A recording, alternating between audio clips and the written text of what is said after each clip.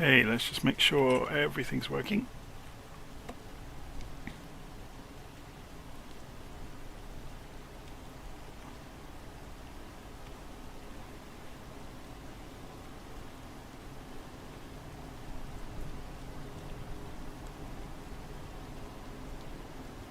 Just setting the live stream up, bear with me for a moment or two.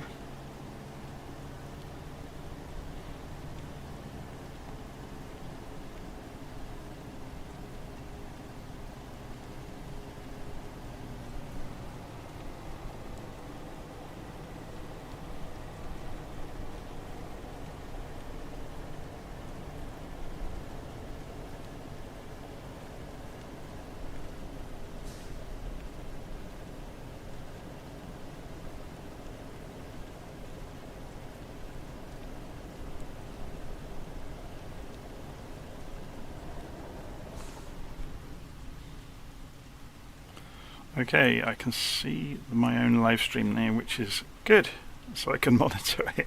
It's absolutely pouring down with rain in Moenchengladbach, so it's going to be interesting.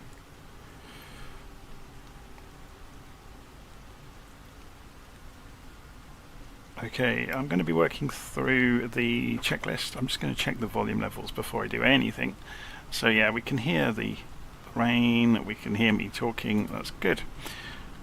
Okay, let's go and jump inside the aeroplane and work through the checklist. So this is a common checklist that I've used a lot in the past. I'll put a link in the notes of the video in a bit to where you can get the checklist from. So first of all, we go to the services switch and turn it on, and we turn the refuel switch on. It's always a bit of fun in the Stratoliner to go and have a look outside. So you get the refuel truck, which is period accurate, which is very cool. Okay, so Control 6 takes us to the engineering position, and we go and look up, way up in the air, and we go to ground power. Then we go to the co-pilot position, and we turn the position lights to up or on, which are over here somewhere. And we turn the rotating beacon light to on. Then we go to Control 6 and we turn all of the fuel selectors to main.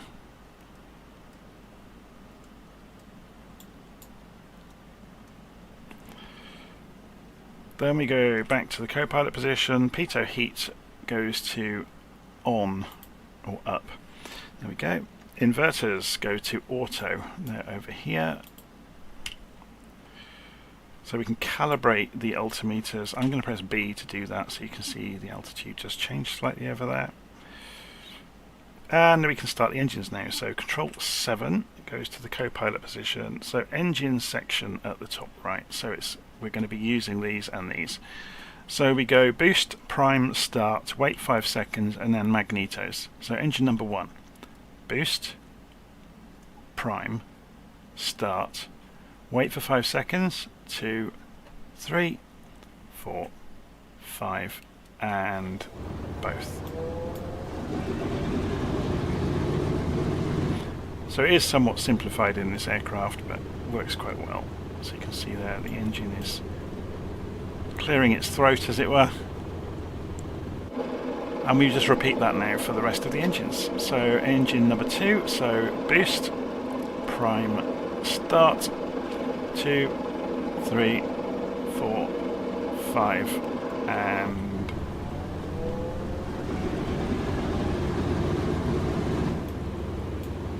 so we have 2 engines. It is a bit odd that the refuel truck is connected, but this is the checklist that came with the aircraft, so I wouldn't imagine they would do this with the fuel truck connected.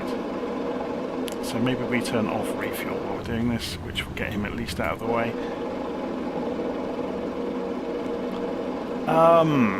Engine number 3.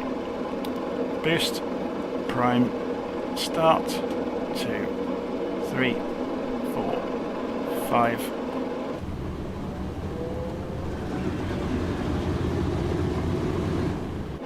And engine number 4. Boost, prime, start, 2, 3, 4, 5. have 4 engines up and running.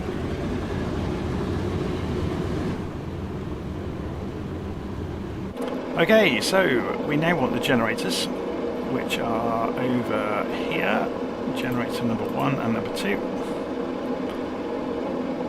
And now we can go to, we've turned refuel off already, we can turn the services off. We can go to the engineer position and we can switch over to battery now. Go to the pilot position and we can go and turn on the avionics, which is up here. So what instruments are we going to use today? We're probably not going to need much, so I don't know. So we can see the avionics firing up here. It takes a while for the autopilot to boot up. So we could have the GNS 530-430 in here, but we probably don't need it. We're going to be using Navigraph outside of the simulator anyway, so we'll see where we are. So we just need to check flaps. We won't need flaps for takeoff. Check external lights. So let's go and have a look. We've got the position lights on. We've got the rotating beacon lights on. We don't need panel lights. Although it's a bit of a grey day, we can easily see around the cockpit, so that's not an issue either.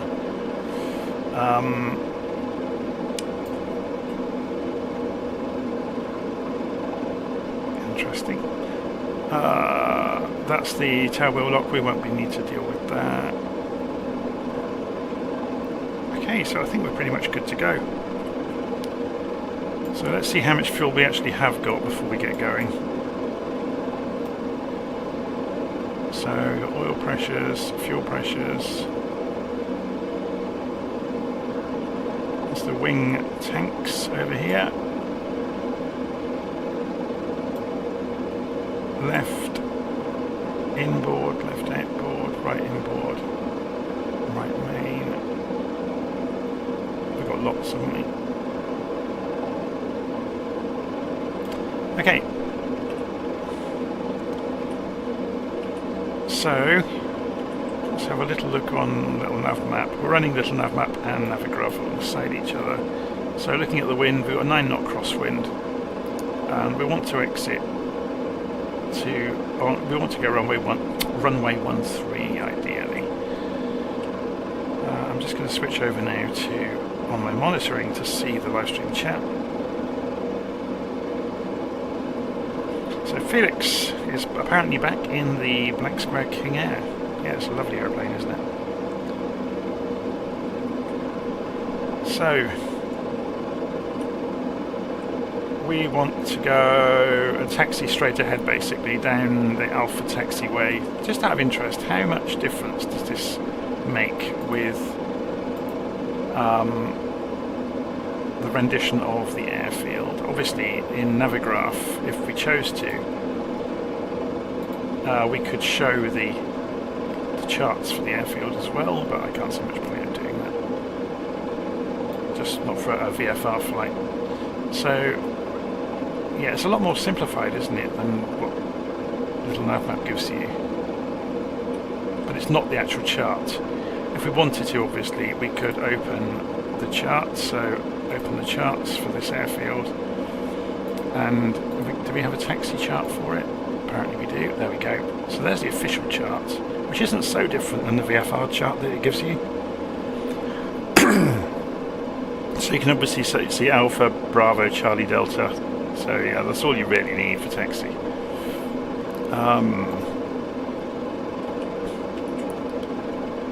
Okay, so should we put the head tracking on?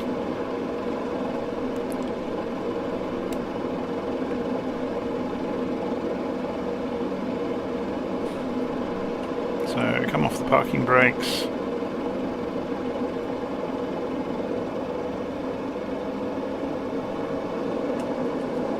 Just going to have a little look at the volume levels. So yeah, the engines are quite loud on this, aren't they, internally? So I'm going to turn them down a bit so you can hear me over the top of it easily.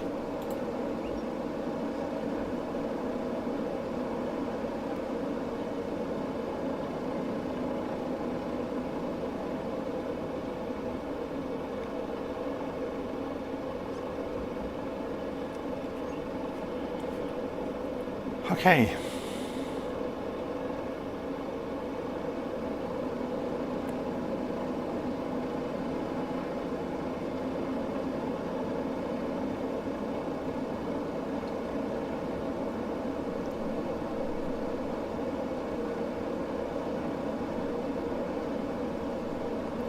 As you can see, it's lovely weather this morning in Moenchengladbach. Or this afternoon, I should say now. It's already afternoon in Germany. Am I using live weather? Absolutely.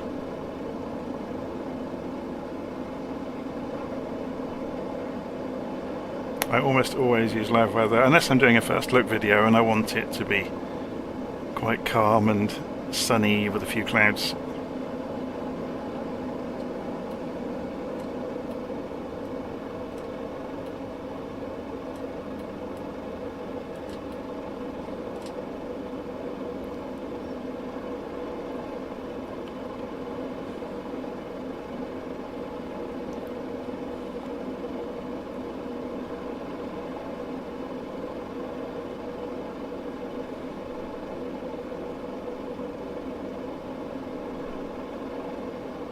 Shall we look at this from outside?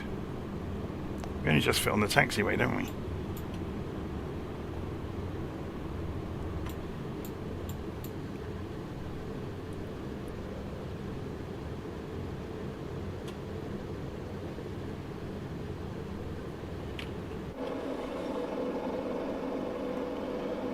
Okay, let's get in the air then.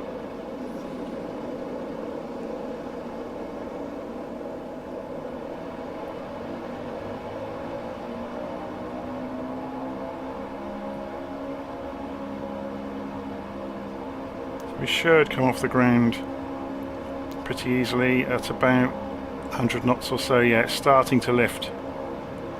I should really look where I'm going, shouldn't I? So we're in the air. Gear up.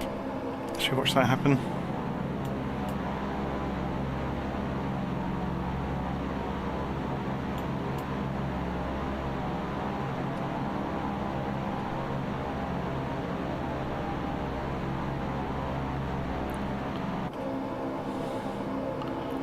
Okay, so we ideally want to pull the RPM back just a little bit.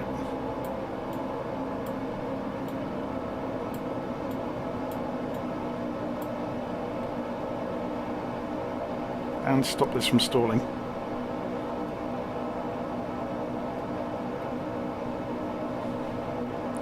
And pull the manifold pressure back into the green, out of the yellow.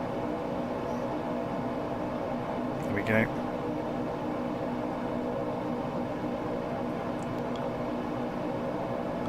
Well, unfortunately, there's not really a lot to see today in this area before. I'm just going to circle before we leave to have a little look at Moenchengladbach, but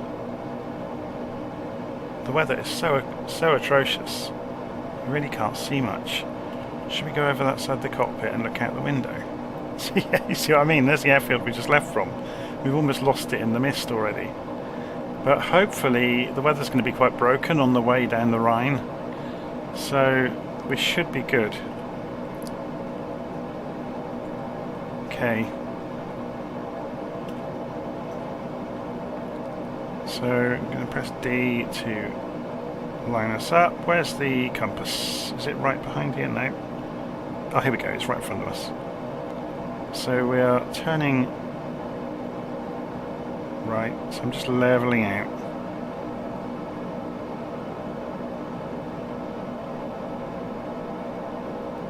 Having to do this a bit IFR at the moment. We're in the middle of a rain cloud. But with a bit of luck, just coming up to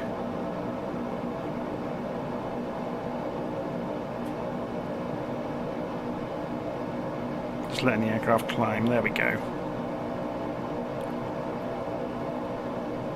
So if we head off east for a little while, there is some method to the madness. If we go and look on the map, you'll see where I am. We're just heading off towards Düsseldorf. With a bit of luck, we'll have not so much cloud cover over Düsseldorf, and we'll be able to actually see it. I'm inclined to get a few more 1,000 feet of height though, so I can actually see where we're going. So let's keep an eye on airspeed. We're doing fine. Obviously we're climbing, so we're losing a little bit of that airspeed. Into 140 knots. Manifold pressure looks fine. Actually, we can get, as we get higher, we can push it on a little bit.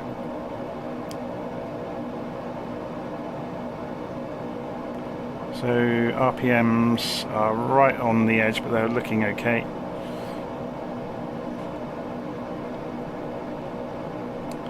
So this is not going to bode well, is it, for exploring the Rhine? Let's just get above this cloud, then at least we can see the gaps in it. So we go and have a look at the map. Yeah, we're right over the edge of Dusseldorf already, but we can't see anything. Great. This is interesting because if you zoom out, the radar on the weather isn't that bad, or if we even look at the cloud cover, it's not showing what is it we're seeing. It has got some cloud cover to the north of us and to the south of us, but the route we want to take, it's not showing it, which is not being reflected by the simulator at the moment. Whether we're just in a local area of bad weather, I don't know.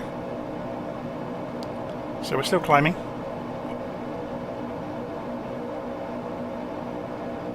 So 6,000 feet we're just coming up through.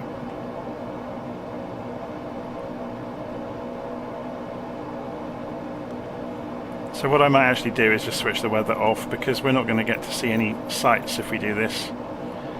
Let's go and try and see what we should be seeing. So if we just put a few clouds, for example,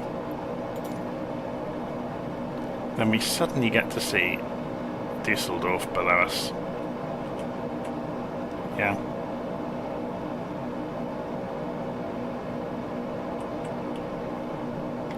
It's a huge city.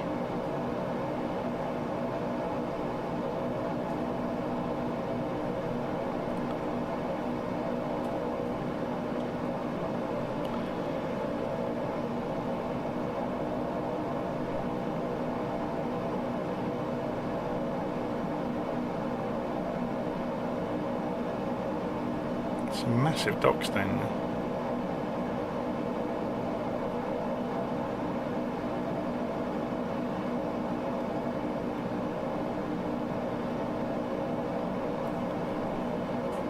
Okay, so you can see the Rhine snaking through below us. We're obviously going the opposite way. We're just going to circle and then go south. So there's the Rhine that we're going to be following for the rest of the flight.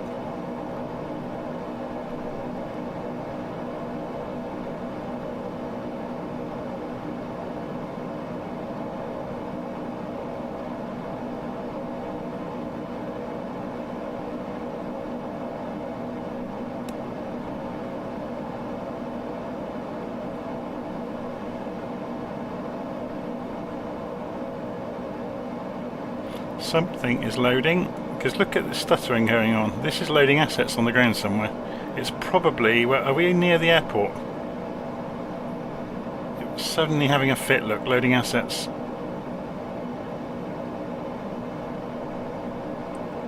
It's absolute nightmare.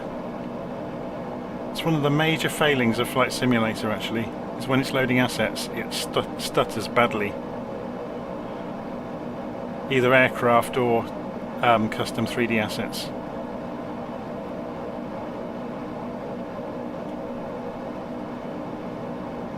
Okay.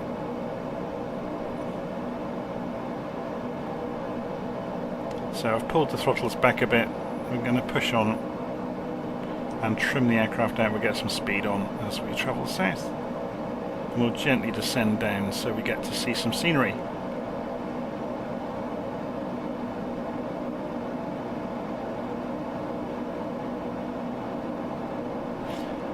The 4090 and the CPU is not the bottleneck to do with loading the assets.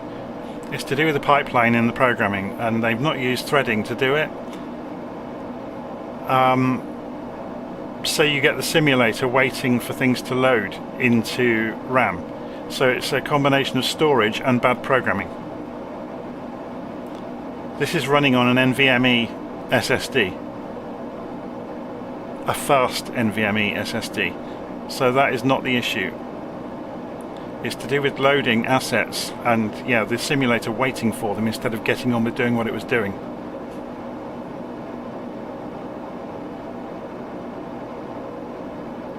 So yeah, car enthusiast, yes. It depends on the programming. And this is programmed badly in terms of loading assets in.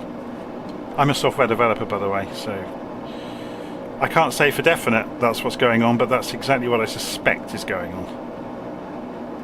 Because obviously I'm not a developer on the team, and Flight Sim is an incredibly complicated piece of software. So there's probably a lot more than you or I realise to do with like loading the GPU with data. And yeah, it's a hell of a complex system.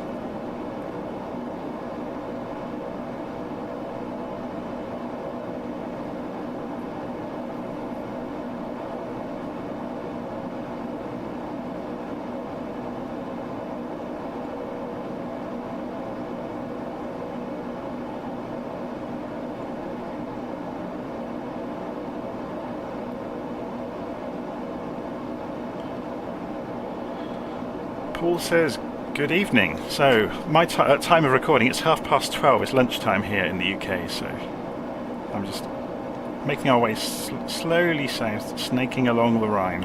So let's have a look on the map and see where we are. Should we use LittleNavMap? So let me get the Google background, you can see our areas. So Lagenfeld's over to our left and Solingen at the moment, so if we look out over that way, Lagerfeld. Should we put this up in the corner of the screen so we get to always see it? So if I minimize the display of LittleNavMap, and then we can always see where we are. So we're just coming up to Cologne, so I'll try to descend a little bit more before we get there. Just keep an eye on the airspeed so we don't overspeed as we approach Cologne. But this aeroplane can go pretty fast. Let's get rid of the taskbar.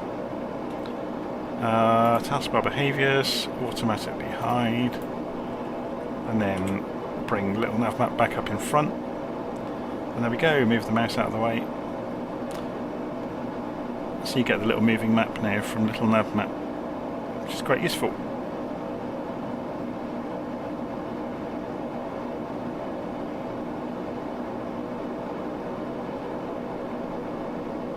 So just approaching Cologne.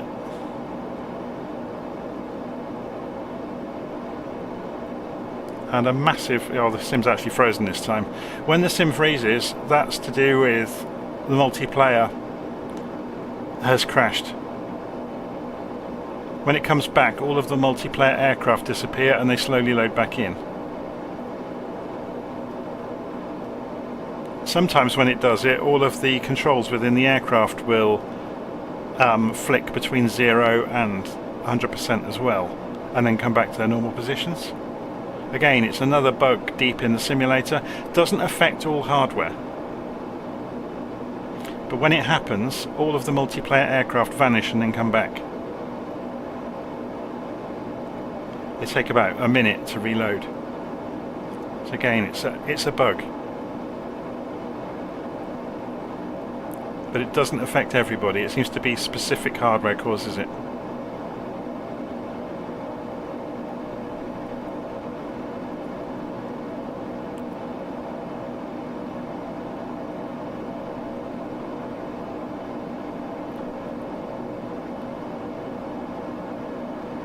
So I don't ever look at frames per second. I limit it at 30. I'm using an NVIDIA 3080. And I think chasing frame rate is the most ridiculous thing you can try and do, because you're always going to be disappointed basically. As long as it's acceptable, I'm absolutely fine with it. So I lock it out at 30 and I turn on VSync at half the monitor refresh rate. I've only got a 60 Hz monitor on purpose. It's a slippery slope going after frame rate, it really is. I have got a 4K monitor here, I don't use it. The reason for that is if I'm streaming, I would then need to downrate it to 1080p, so that's going to take up some of the horsepower of the graphics card, doing the hardware scaling of the the screen all the time. So by having a 1080p native screen on the desk, I'm seeing it at the same resolution I'm sending it. So there's no bottleneck there to do anything with the image.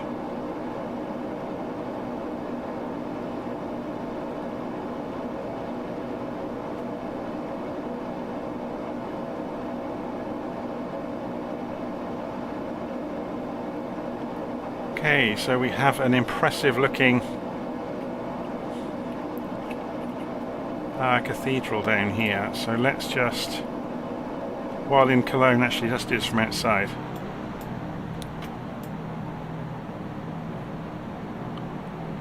Very cool. That is a building and a half, isn't it? Should we circle it?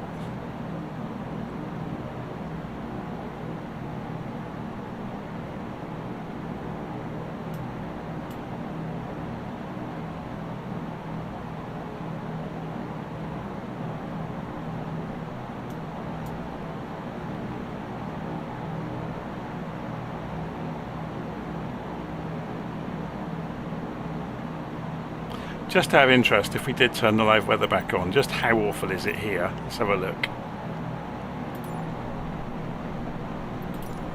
Not as bad as we imagined. Yeah, so there are gaps. We were just in the middle of a storm when we took off from Moenchengladbach. So we'll be going through some more though. So if we stay low to the river though, we should be able to leave the weather on live. Or do we play games with making the golden hour kind of the lovely weather all the way? So if we did this, let's say like clear skies, or maybe we go for high level clouds and move this on for early morning, maybe for the long shadows.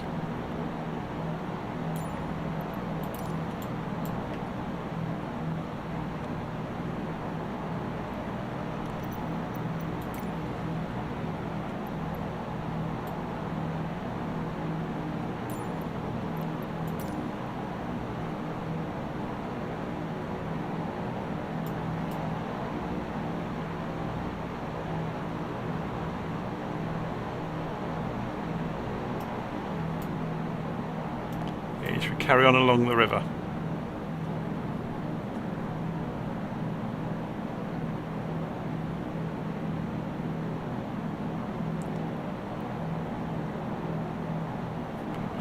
So we jump back inside.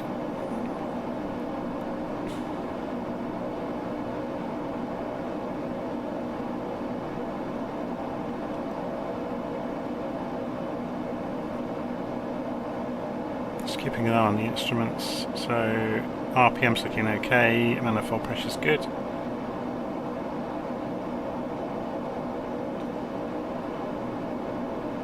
So we'll cut across this bend in the... Oh, actually no, let's stay along the river. Makes it a bit more fun, doesn't it? Something to follow. So the town we're coming up to on the edge of the river here. Let's zoom in slightly. So we're still leaving Bonn. Sorry, Cologne. We're on our way down to Bonn.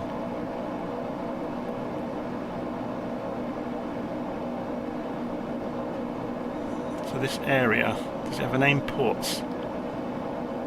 Denkirchen is... Oh no, sorry, Rodenkirchen is to our right behind us. So this is Ports we're just approaching.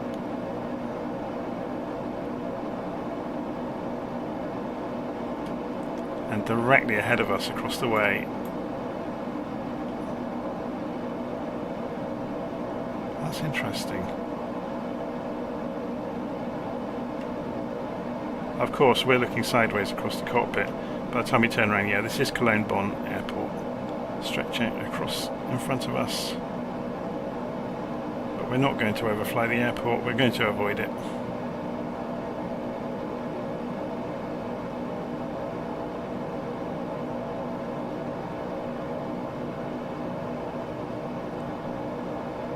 Going to stay with the river.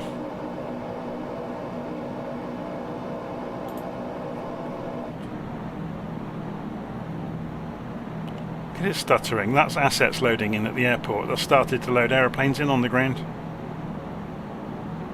And it's absolutely cratering us here, look.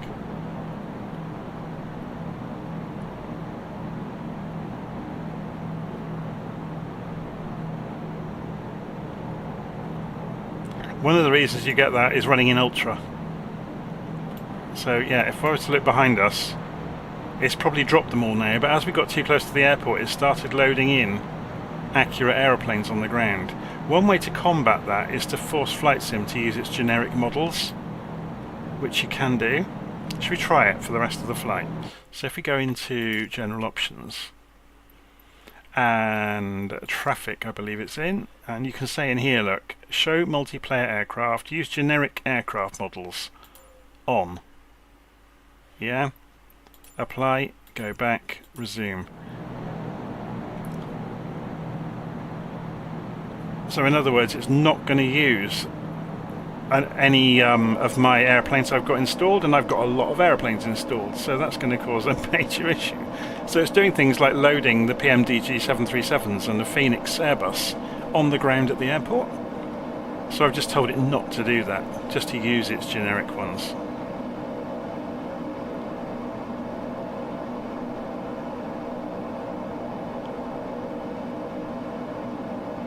This has got nothing to do with CPU, it's to do with bad programming in the simulator.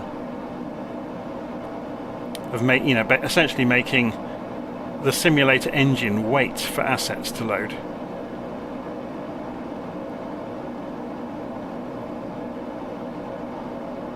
So you can see, as soon as it's not doing that, it's absolutely smooth as silk.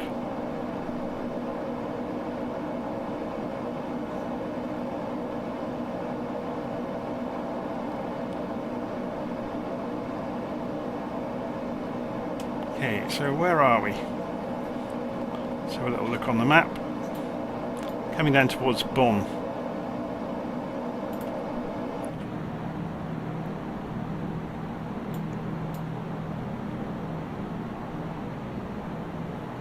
So we'll do the usual trick and circle Bonn when we get there.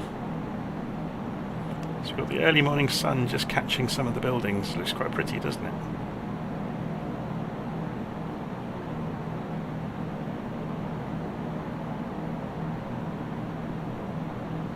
Just to give you some idea, okay, yes, I limit this to 30 frames a second. Just for a bit of fun, I loaded, I think it was when the 2022 version of the F1 game came out, I bought it from Steam. And it has the option to just run as fast as it possibly can and show you the frame rate.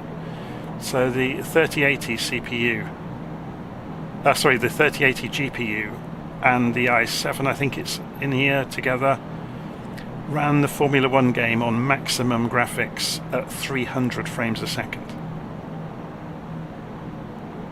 Obviously, if you don't limit the frame rate, your GPU just cooks itself and you end up with a really good heater in the room that just chews through electricity as it's doing it. And it's just a waste of time, because if your monitor can only do 60 frames a second anyway, you may as well just turn everything down.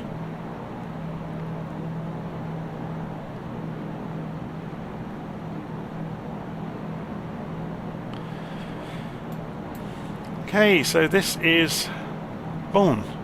So if we go and have a look on the map,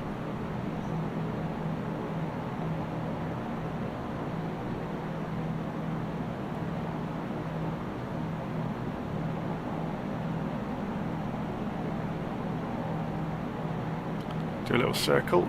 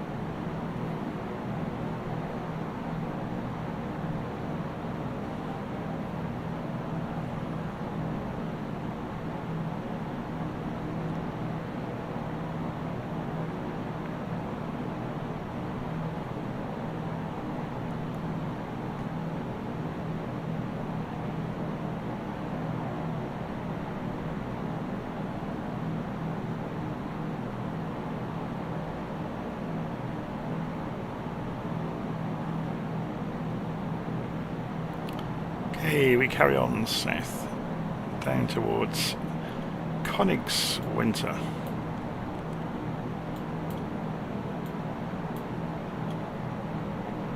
So we've got a bit of a scenic trip through the valley on the way down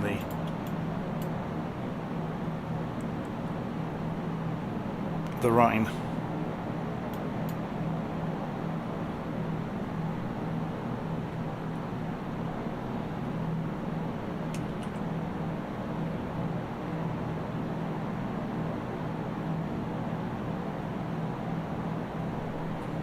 Okay, I'm going to turn the head tracking off for a bit.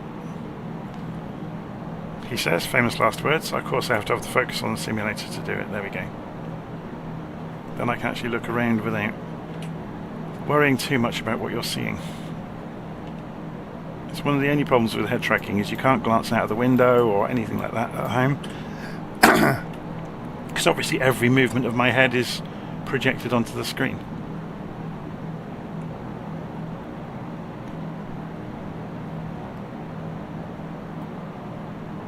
Should we have another look and see what the live weather's doing? It's going to be markedly different than what we're seeing. Oh, not much though. Obviously the sun is up there. It looks quite cool, doesn't it? Although the time is wrong though, isn't it? We want the time to be accurate as well. Yeah, so as we're going further south, we'll leave it on live weather now. We're getting away from those big storms. Look, it's just behind us. Very cool. So we'll leave it on live weather now.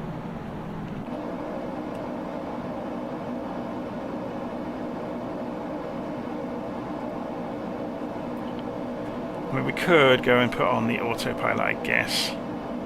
If we turn autopilot on, it's going to go for wing leveling, I guess. So we're at 2,000, coming up to 2,500 feet. So if we went for 2,500 feet,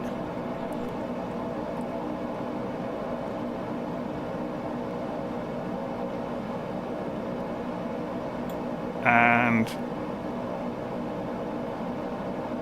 this is interesting, isn't it? If we go for, where's the,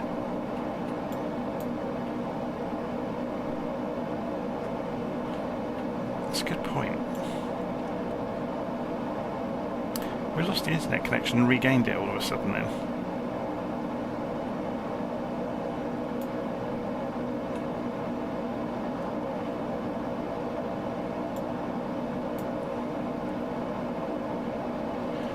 Should we have a play with doing some navigation by VOR along the way? So if we were to tune in, for example, where's one that's 112.20?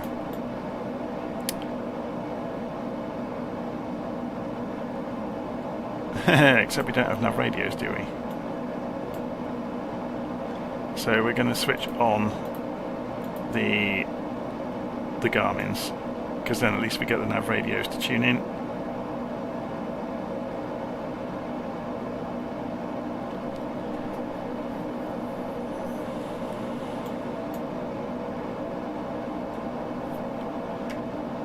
Just put ourselves back over the river while we do this. It'll be a bit of fun, won't it, to play with navigation along the way.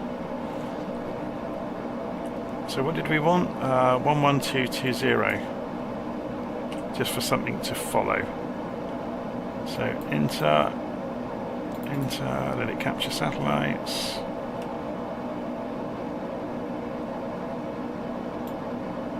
CDI needs to be on VLOC. Come on. Oh, we can do it already, can't we? 11220. Switch that to active and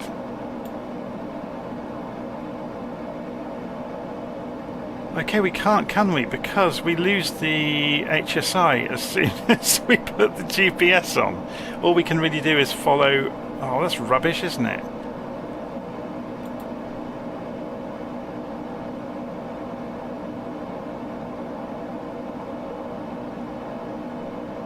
So hang on a second then.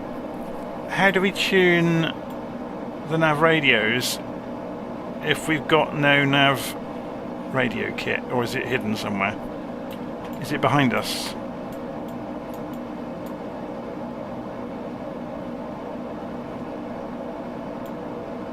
No, that's just comm radios and a... Oh my word. We're getting lost here, by the way. Let's just go back towards the river.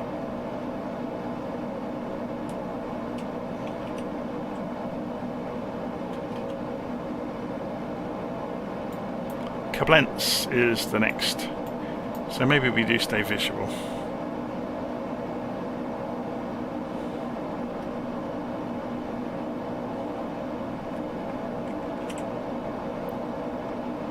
So we'll just make a straight line for Koblenz, which is out in front of us over here. But I don't understand that. Why have HSIs if you can't program the nav radios?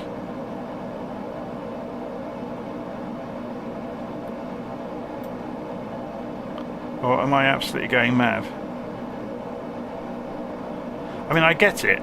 This aircraft shouldn't really have half this kit in it. For some reason they've bolted it in, but they've got no navigation radio to tune them. It's quite potty, really, isn't it?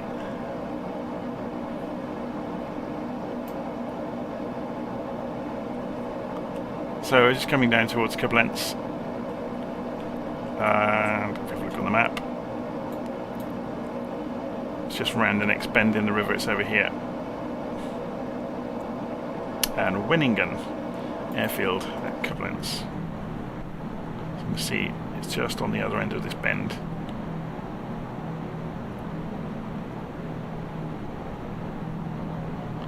Aha, someone's saying the radio stack is... Oh, it's great. Finally.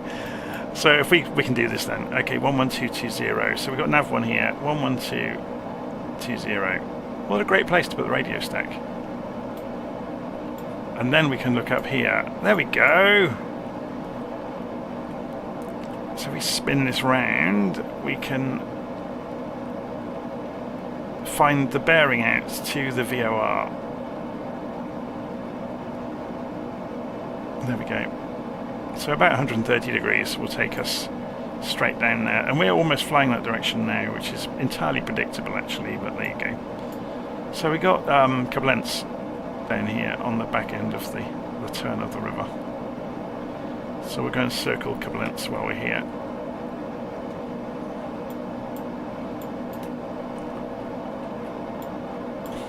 Of course that makes all the sense in the world, doesn't it, that the radios are there? I guess the reality is, yeah, because the seats, you've got the navigator and the engineer back here, and then you've got pilot and co-pilot. So the pilot might reference the HSI, but the navigator would tune it in for him. Isn't it amazing how many crew they had to do these things back in the day? Although I think it's quite amusing, you've got a Morse set here as well.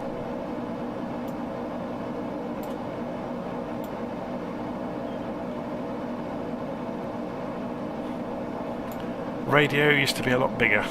It had valves, I guess.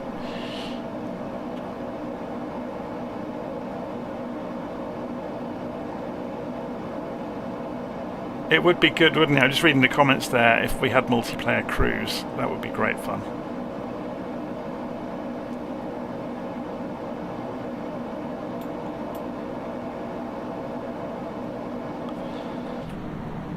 So this is Koblenz. We're just approaching. If we pull up the map, you can see where we are.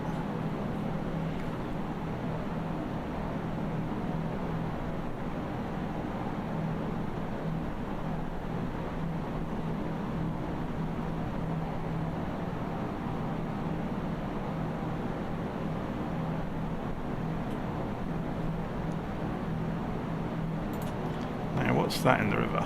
Oh, it's a cruise ship. I'm not sure if you get, yeah, Flight Simulator won't have the assets for it, but certainly on the River Main, which is other side, or not the other side of Germany, but much more in the centre of Germany, you get these huge long river barges, but obviously Flight Sim just doesn't have the assets for it, so it's putting cruise ships in.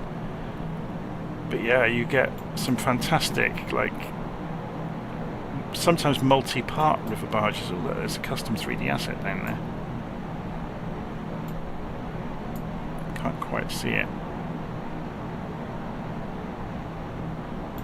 So Koblenz has got some custom assets in play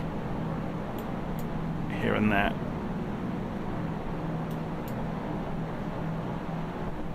Not many though.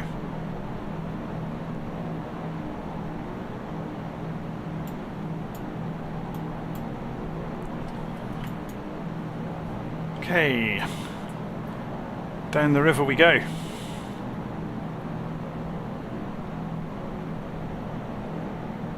So just across the hill here, the other side is Winningen, which you can't quite see because of the wonderful weather.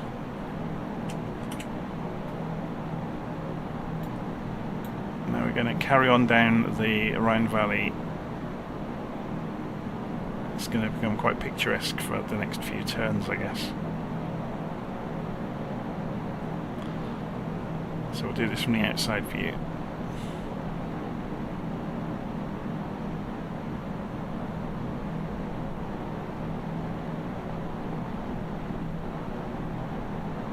So the Mosel River is best for German wine. Yes. Yeah, so anybody that's watching this from Germany, they probably already know all about those huge river barges that transport passengers across Germany. It's almost like a river cruise. I've worked in Frankfurt a lot in the past, and it's always fascinating to walk past them on the River Main, or Main. I'm not sure how they pronounce it.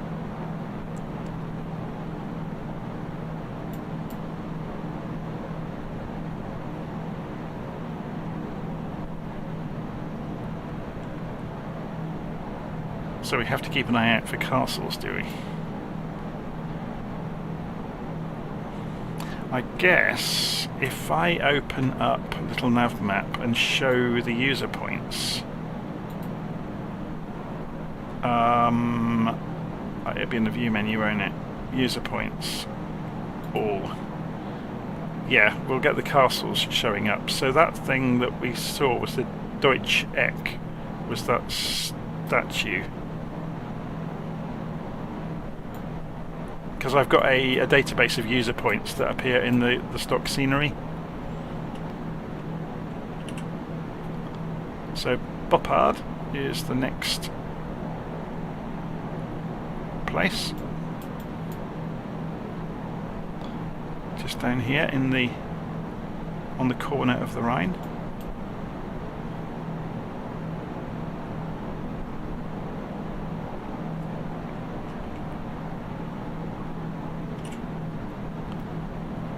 And then we head south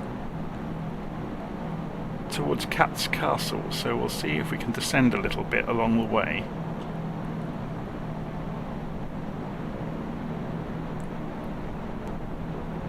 And see if we can spot Katz Castle as we approach.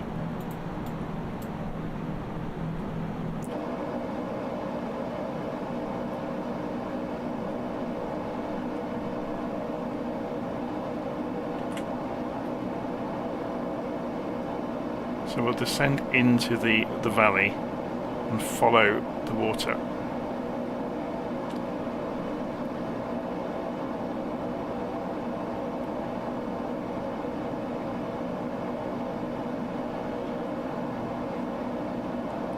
So we could turn left and then right, and then we should see Katz Castle ahead of us.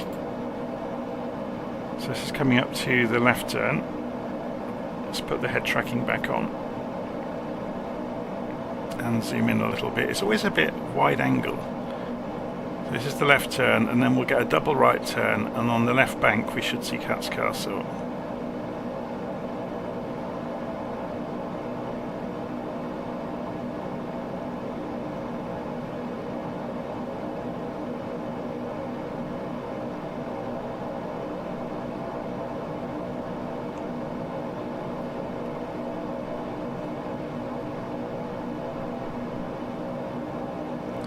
So there's the first of the right turns.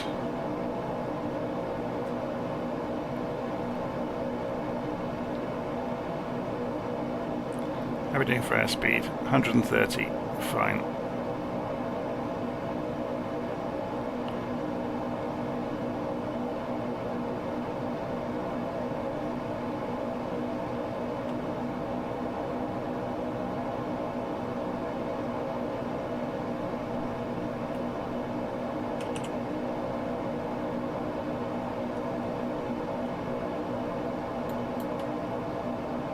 Yeah, it's just out of view actually.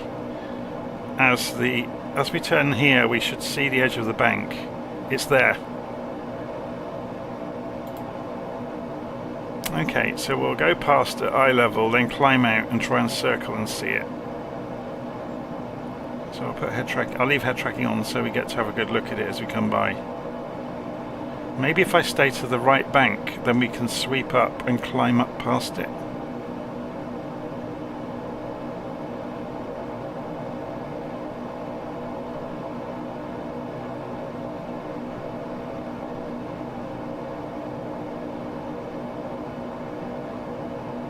Let's go full throttle.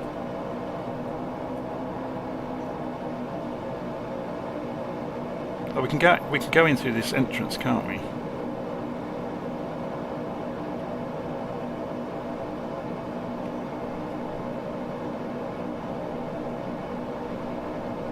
Now we'll be told off by the tourist board.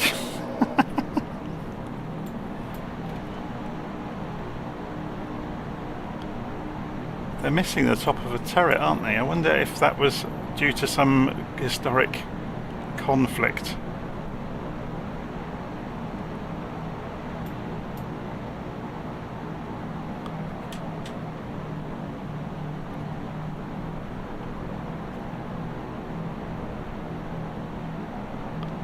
So that's Cat's Castle.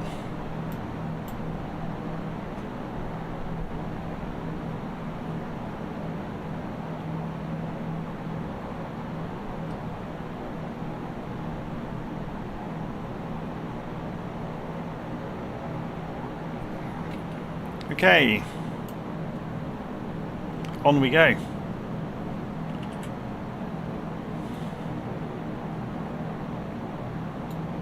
Next one, the Niederwald Monument. It's just a bit further down the river.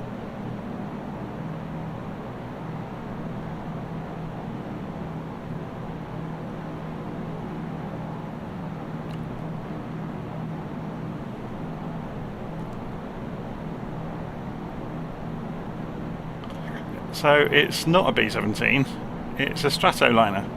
Has similar wings and a similar tail, has a completely different fuselage.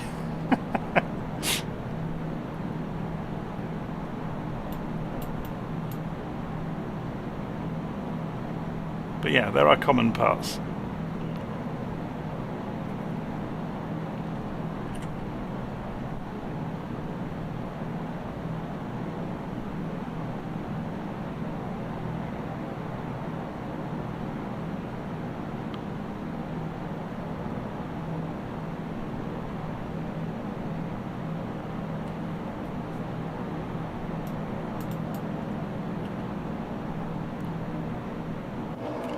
How are we doing for fuel? Let's go and have a look. Scoot right the way over to the co-pilot side. We've got loads.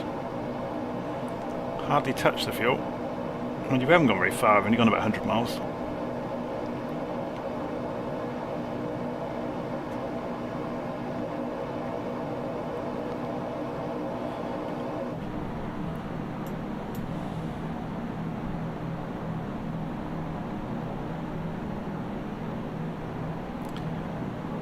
A bit of a problem with the AI road mapping along here.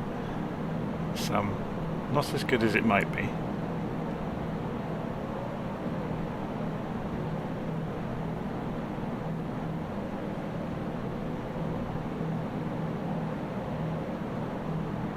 We've got some hilly water as well by the look of it.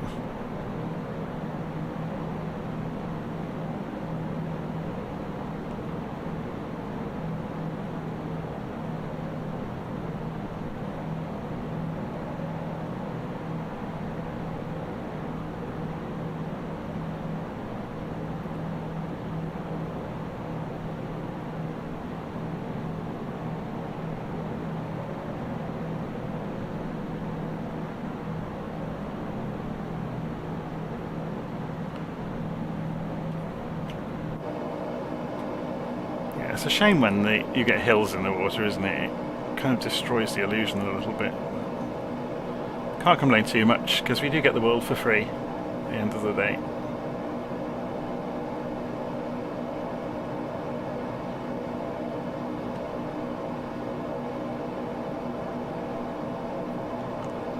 Should we get some height?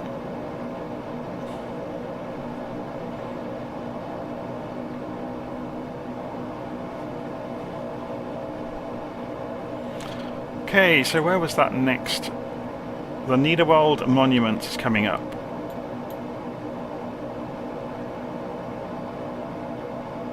And then we turn in towards...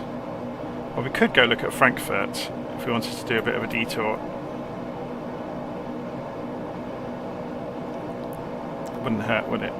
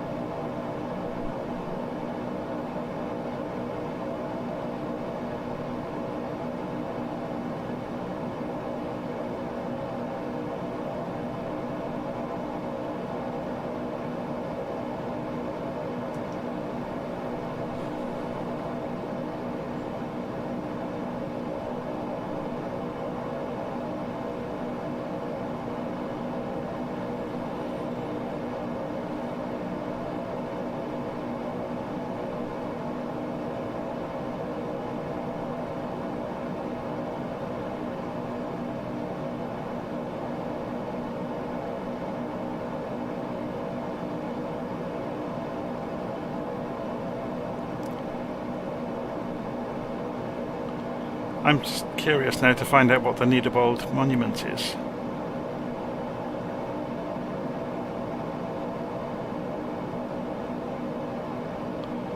As if we had, have I got it installed actually?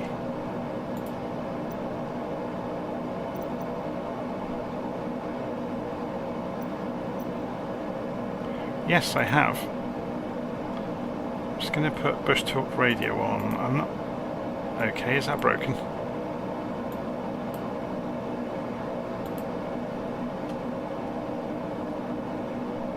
I may circle here for a moment.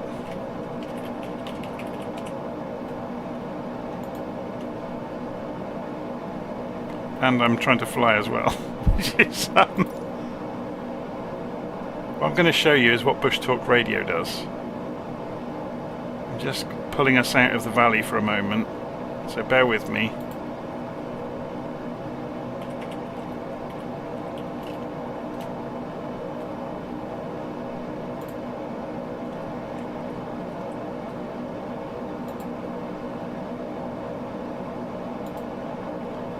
Trying to trim the plane and type and fly is not easy.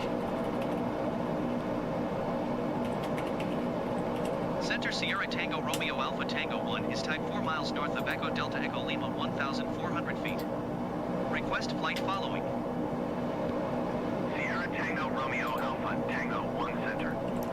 Squawk 0642. Okay, what I'm going to have to do is go to Bitwarden.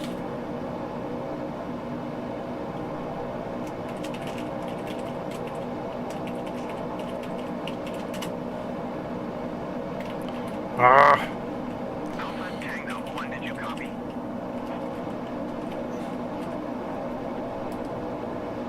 I'm to half fly and jump through all the security hoops in the world to do this.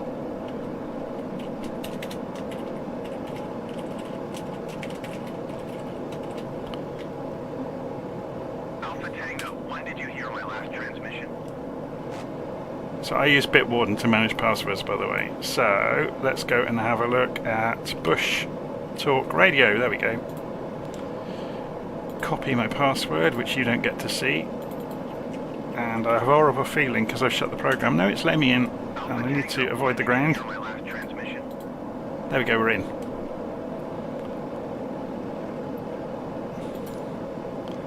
So we can push Bush Talk Radio out of the way.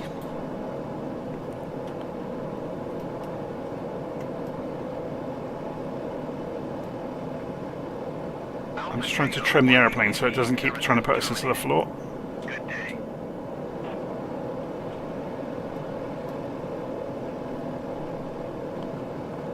Why are we losing power?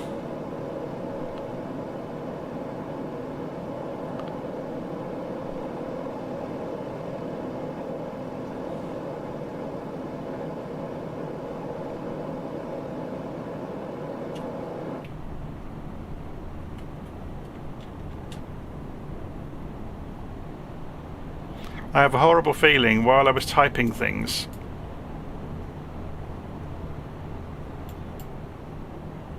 it's affected the simulator. The key presses to put in the login for Bush Talk Radio appear to have done things to the aeroplane. So I'm going to end up having to now look around the cockpit to figure out what on earth those key presses did. We have lost. Our RPM isn't high. Okay, we can fix that easily enough. Yeah, look. So there we go, that's what had happened. So one of the key presses I did pulled the RPM back.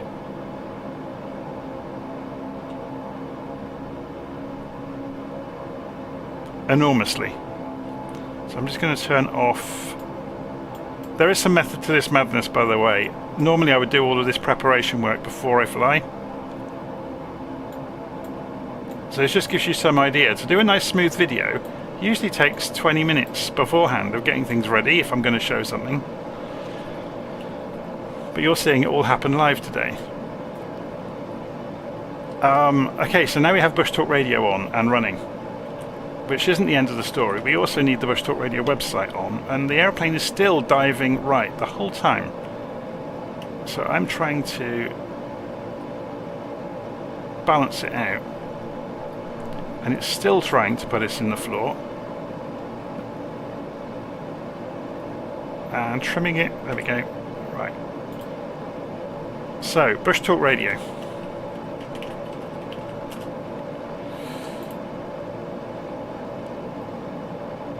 So we need to log into this as well. So log in, sign in, and of course the password's wrong. Sign in. Okay.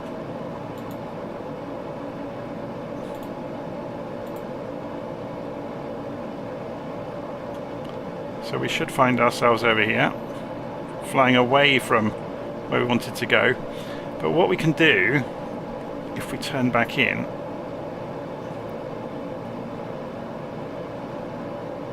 is Bush Talk Radio can tell us all about a given place. So we're going to fly back in towards Koblenz now. Oh, not Koblenz, the monument. So the Niederwald Monument. If we turn on points of interest as well, is it assistance points of interest?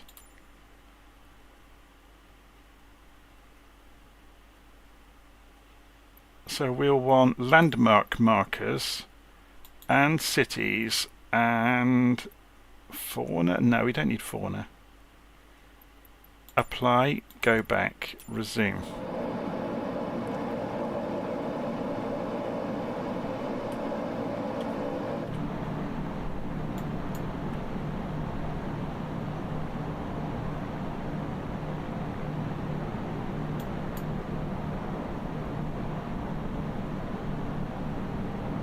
So let's see if Bush Talk Radio will go off automatically, or if we'll have to trigger it. I forget what the distance is that it happens from.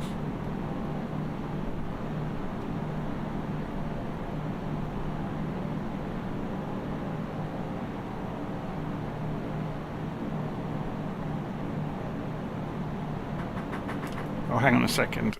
I need to answer the door.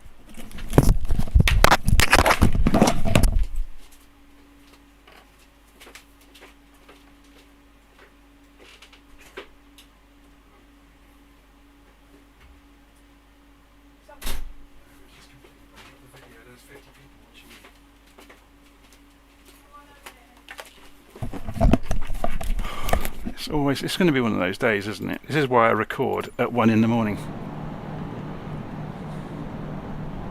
And this has not triggered.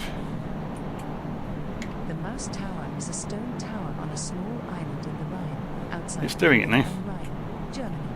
The Romans were the first to build a structure in this site. It later became part of Franconia, and it fell and had to be rebuilt many times. Hatto II, the Archbishop of Mainz, restored the tower in 900. That's not what I want to hear about. I want to hear about the In 1998, the structure became an official customs collection tower. It was destroyed by a French army in 1618. There we go. The Niederwaldweg is a monument located in the Niederwald, near Rudolfsheim am Rhine in Hesse, Germany. It overlooks the valley of the Rhine and was built in the 1870/80s to commemorate the unification of Germany. The monument was constructed to commemorate the founding of the German Empire in 1871 after the end of the Franco-Prussian War. The first stone was laid on the 16th of September 1871 by Kaiser Wilhelm I. The sculptor was Johannes Schilling, and the architect was Karl Weissbach. The total cost of the work is estimated at 1 million gold marks. The monument was inaugurated on the 20th No, that's a person at the door again. 1983. The 38 meters tall monument represents the union of all Germans. Okay, this time somebody answered the door. Unbelievable. And yeah, as I said, this is why I usually record things at 1 in the morning. I actually deleted a video I tried to record a few days ago. 6 people knocked on the door in 1 hour.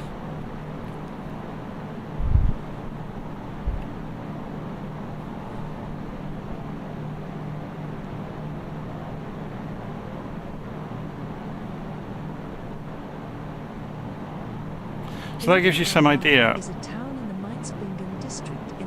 Yeah, this is triggering all sorts of bits and pieces now.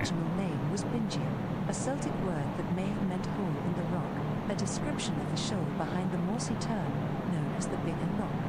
Bingen was the starting point for the Via Ausonia, a Roman military road that linked the town with Trier. Bingen is well known for, among other things, the story about the Mouse Tower, in which Bishop of Hatto I of Mainz was allegedly eaten by mice. It was also the birthplace of Saint Hildegard von Bingen.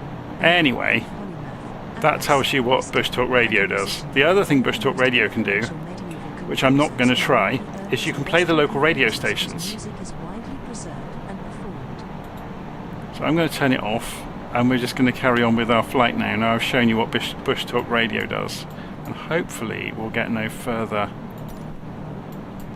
people getting in the way. Okay, so let's go and turn back off the points of interest because they're really annoying.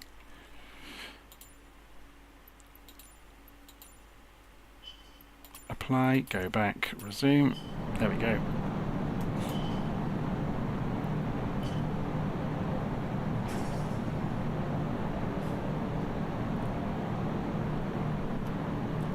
So look, after having to trim the ailerons enormously, it's now trying to roll the way we trimmed against them. It's probably the wind hitting this tailplane, to be honest. It's just trying to roll the plane, so I'm going to have to trim right aileron for a couple of minutes now to get rid of it, to stop the airplane trying to put itself in the floor. There we go. So we are carrying on along the Rhine towards Wiesbaden, and maybe we go and have a little look at Frankfurt.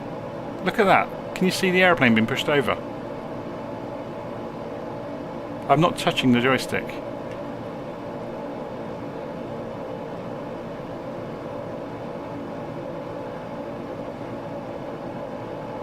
There is a line in the glass here.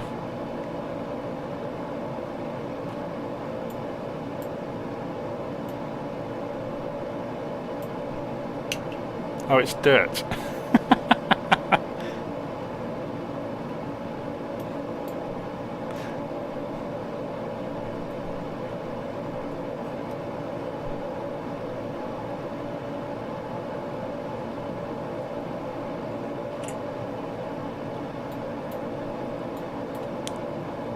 So, you will see, this is the junction, the River Rhine and the Main. So the Main is the one obviously that goes right through the middle of Frankfurt. So I guess we can go for a bit of a detour, but We're really supposed to be flying along the Rhine today.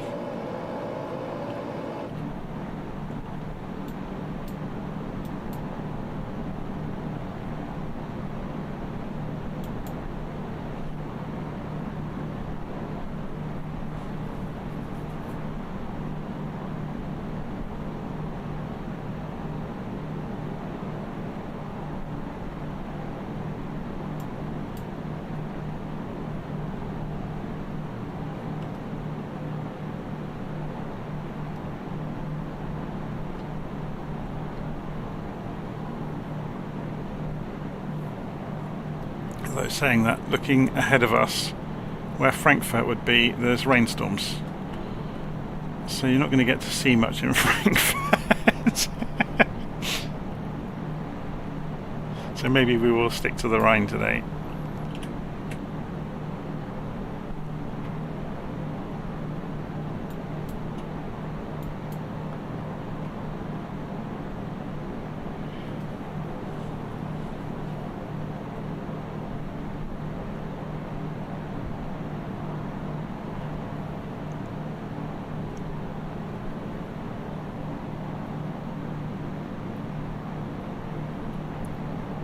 So Club de Noob says, I think the best thing about your channel is you keep things very transparent and raw, no window dressing. Yeah, I can't deal with even the really big name content creators that are real, you know, that commercial pilots in the real world, or have been. You often see cuts in their videos when they're showing how to do things, and you just, as soon as you see a cut, you think, yeah, you messed that up, didn't you? It just makes me giggle every time I see it. And you know, I mess things up, but you see me mess them up. Or I forget things in the checklist. And yeah, editing can cover up a world of mistakes, and I don't see why everyone has to be perfect all the time. This is a video game at the end of the day.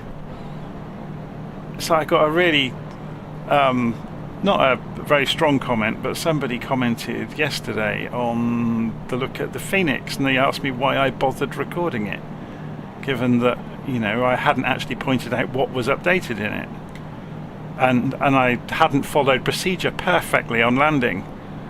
You know, hadn't turned the landing lights on and various other bits and pieces, and I just thought, really? And of course, anybody that ever writes a long critical comment, you go and look on their channel, they've never shared anything of their own with anybody ever.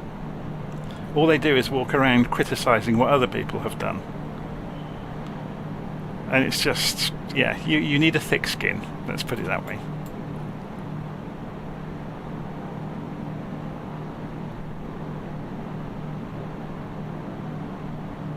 But I think there's tremendous value in seeing the mistakes, because they are common mistakes that lots of other people are going to make, and there's things you can learn from things that go wrong. If everybody did everything perfectly, there'd be nothing to learn.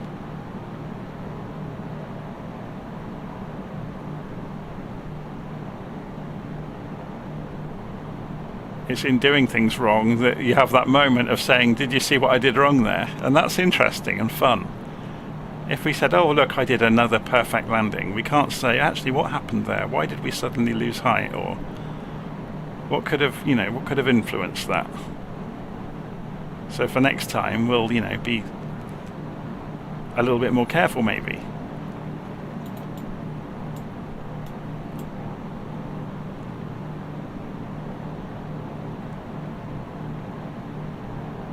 Why can't we tune into this radio beacon? What have we misconfigured in the cockpit?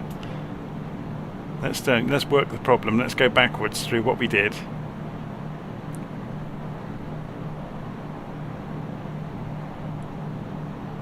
And often, sometimes, the plain reason why something goes wrong might be lack of talent. That's usually the reason in my case.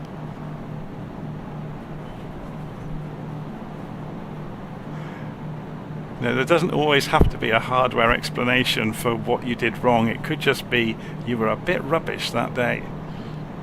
You didn't keep. What's the common phrase? People fall behind the aeroplane, or the aeroplane gets ahead of them. And yeah, that's totally what happens. If you don't know what you're doing with an aeroplane, if you haven't used it a lot, you can be reacting rather than anticipating.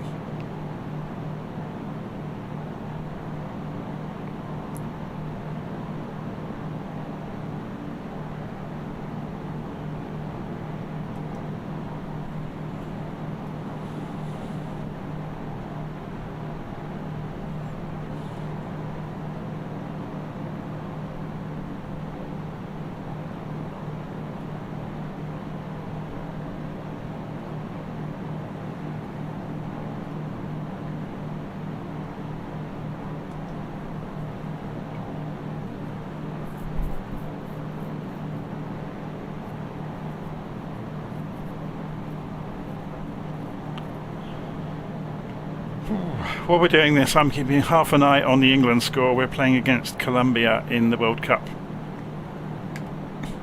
I was just talking to my family this morning, actually. It's tremendously unfair the way the media work, because obviously I live in England, so there's a lot. I live in a house full of women, so there's a lot of interest in the Women's World Cup in our house, because all of my daughters played football as well at various stages in their youth. And so, yeah, you would think if you go and look on the news websites for sport that they would all be covered in coverage of the Women's World Cup, which is, a huge thing that happens only every 4 years.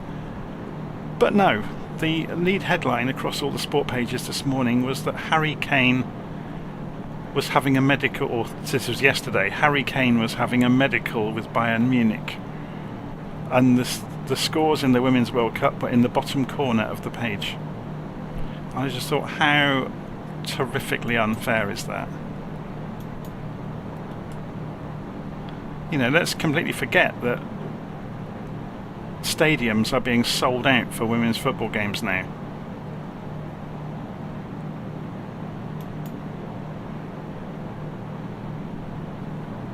Half the time because it's better to watch, because they don't roll around on the floor screaming, holding their faces if somebody even smiles at them. Anyway, I'll put an end to today's therapy session, shall I?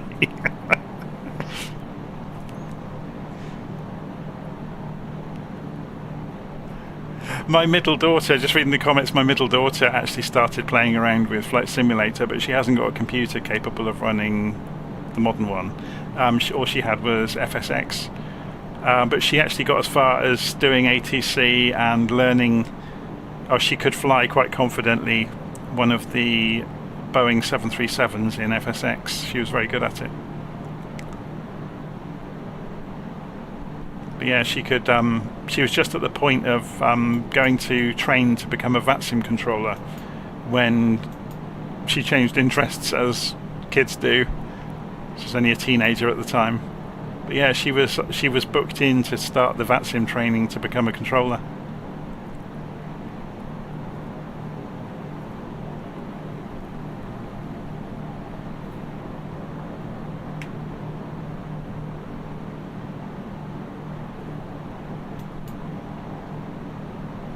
So let's have a look at the map and find out where we are. Just coming away. So we're on Oppenheim at the moment. I wonder if there's any relation to Mr. Oppenheimer.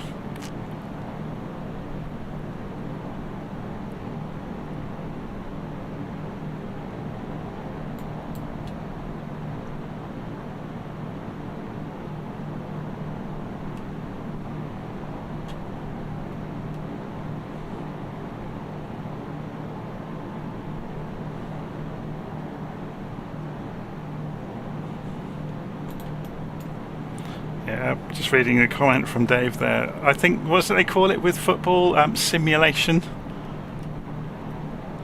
Where somebody looks at them the wrong way and they hold their face and fall on the floor crying. I haven't seen Oppenheimer yet, but I have seen the TV series. What's it called? Manhattan. Was it on Netflix or Amazon? I'm not sure. But Manhattan was very, very good. I think Oppenheimer is more about him and, the psychological side of having done what he did. Because he never forgave himself, did he? And then McCarthy. He became a central figure in the McCarthy witch hunt, or McCarthy trials, isn't it they're called? For the un-American activities and all the rest of it.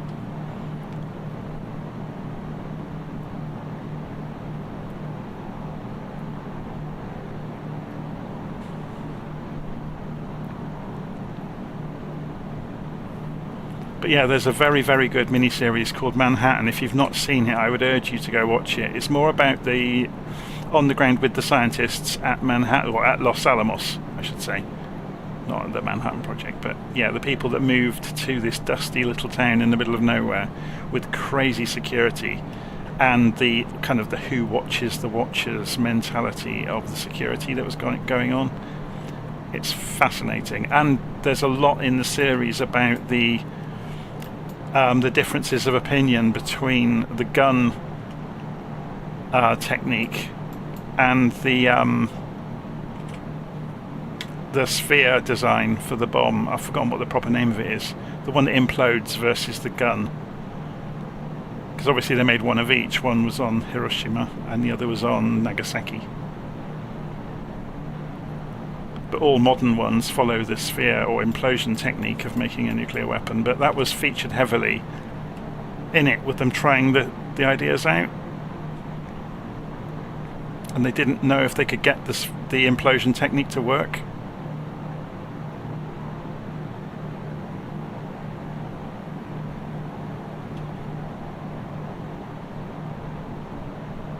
I'm not getting into politics about whether McCarthy was right or wrong. Staying away from politics. I'll talk about the science. Whoa, look at this fog bank coming in.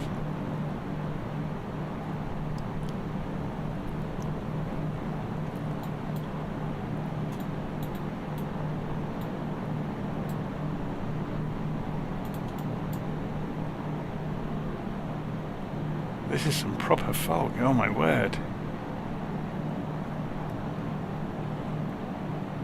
At least we've got a big nice river to follow, hey? So we're coming up to a town called Worms. Or is it Worms? I'm not sure how the German pronunciation will be, probably Worms. Bensheimer's over to the left of us. Hippenheim, Weinheim. Making our way down towards Mannheim.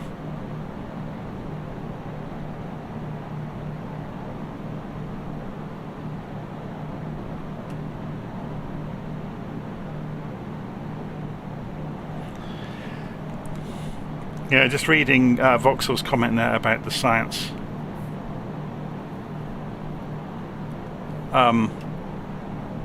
I think it's fascinating. They really didn't know on the first Trinity test if it was going to ignite the atmosphere or not.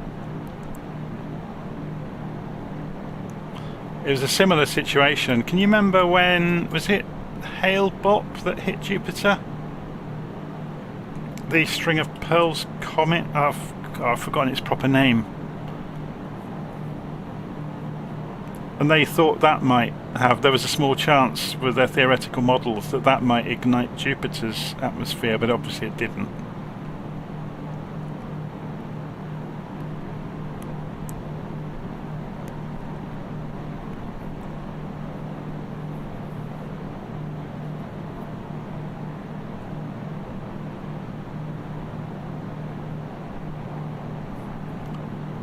Live weather's great, isn't it?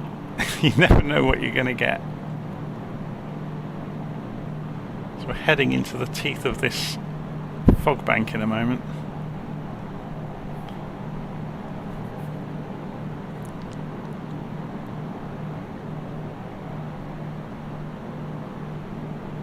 Shoemaker Levy, that was it.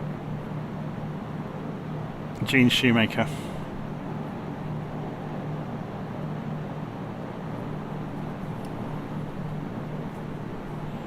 But yeah, I remember the discussions about that, similar to the atomic bomb concerns. They didn't really know how it was going to react with the upper layers of the atmosphere.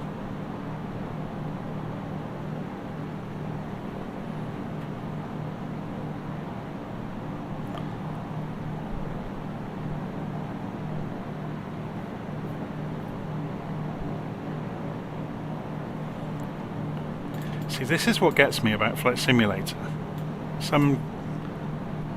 Not one of the big name towns that you would ever remember the name of, but look at the level of modelling. So this is Worms on the banks of the Rhine, and yet here's the entire town down to every car, every industrial unit, every house. It is just stunning, isn't it, the achievement of what they've done.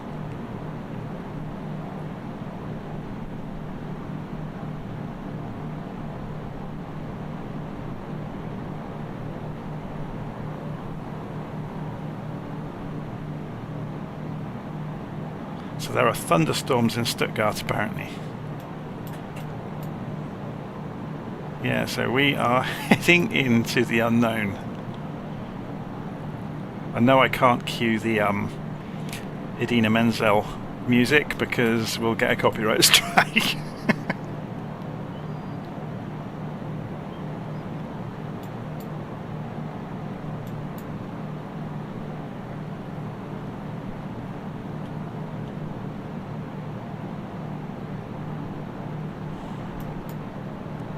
So it would appear we have a football update that England are through.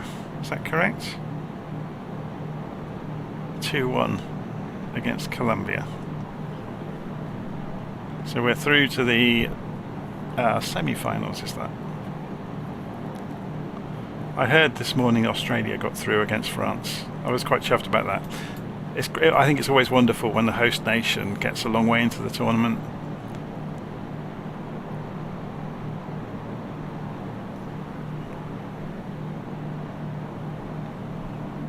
I remember when I was young, Italy hosted the World Cup, the Men's World Cup, and they ended up, I think they got to the final. It was the year when Pavarotti sang Nessun Dorma and it became famous. And,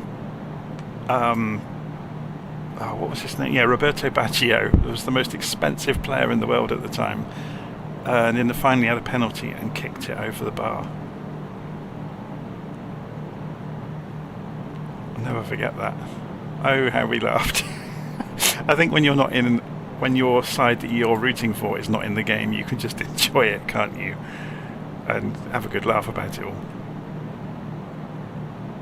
Look at this weather. I wouldn't recommend people fly in this sort of weather. I think we'll do this from outside, shall we? You can see a bit more from outside than inside.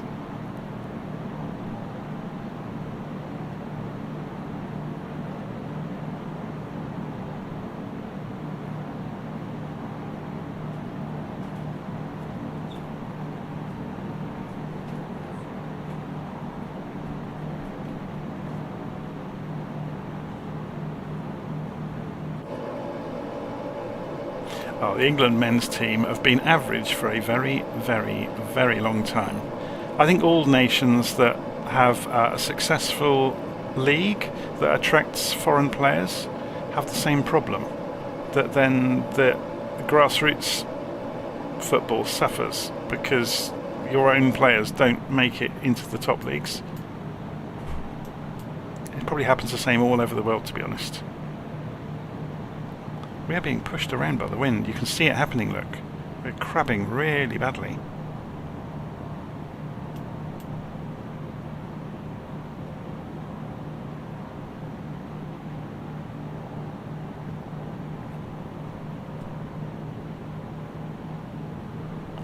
In fact, I am full left aileron. Oh my word, we're going to go in the water.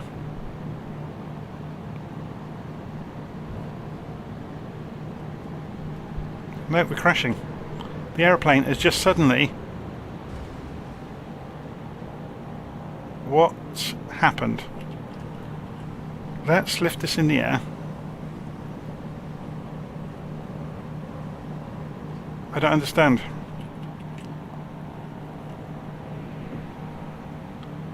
Did we lose the right engines before? I don't understand. What just happened? Why did we lose the engines? We didn't lose them before we went into the ground. I'm just putting ourselves back in the...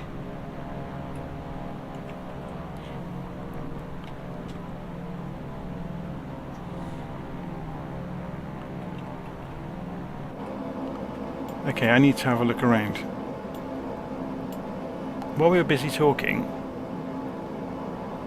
we've got fuel, we've got fuel, we've got fuel. I don't understand. We suddenly found ourselves out of power and the airplane rolling.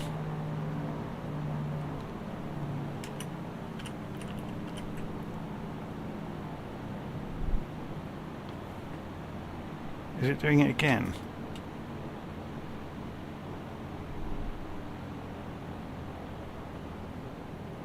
Yep, we've lost power again.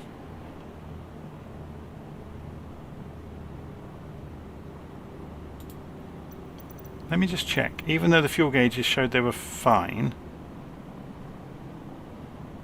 the left outer tank... So that makes no sense then. We should have lost the left propeller if that was going to happen.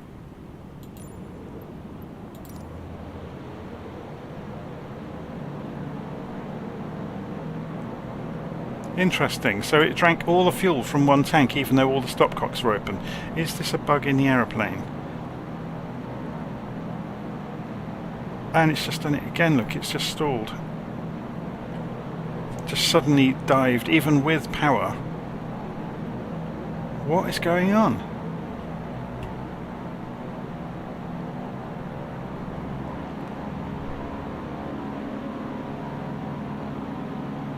I now have, look at the ailerons.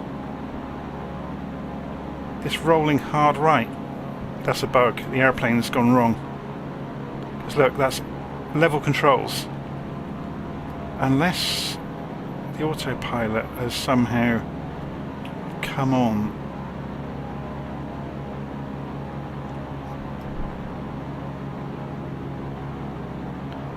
Maybe the...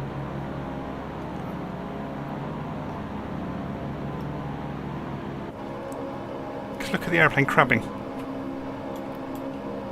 We're going that way. Yeah, the airplane's gone wrong, hasn't it? Something's seriously wrong with the simulator.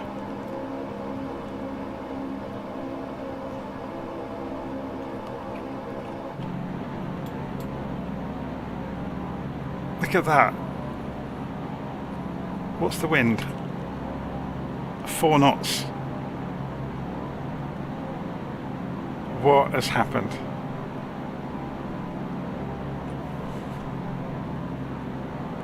All engines are running. Let's have a look at the throttles. RPM's good. It's almost like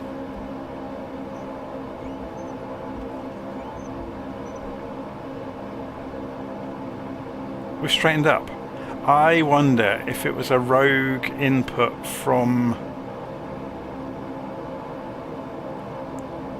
the rudder. Is it a USB issue maybe? We're now trying to roll hard left, so I'm trying to trim that back out.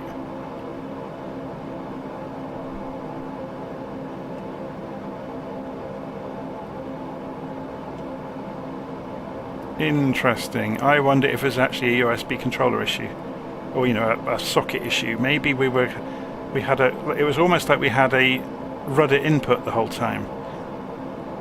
But I've just cycled the rudder hard each way and the plane straightened itself out.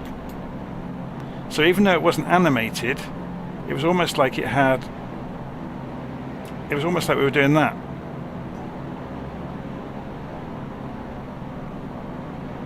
But now it's fine. It sounds like a bug, but it took a while to figure out what was going on with it. Okay, so we'll carry on down towards Speyer, or Speyer.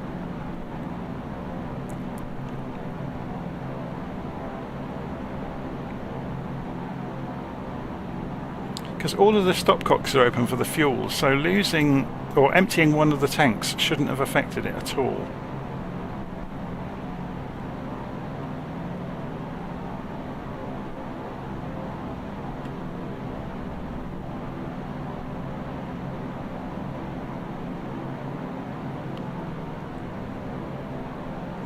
So I didn't have to use Control E. I think basically because we were still at speed, well obviously I used slew to give us some altitude again. Because we were at speed, it air started the engine because the switches would all have still been in the same positions. It's interesting though.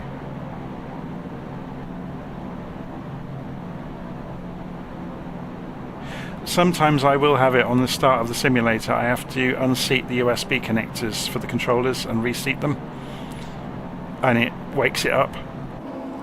There are obviously some bugs, aren't there, in the way it works sometimes. This weather isn't much fun, is it?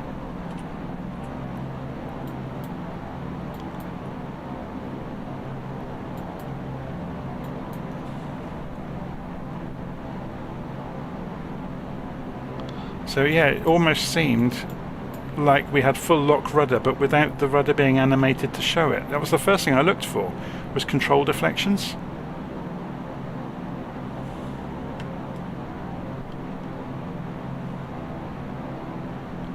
Well, that focused our mind, didn't it?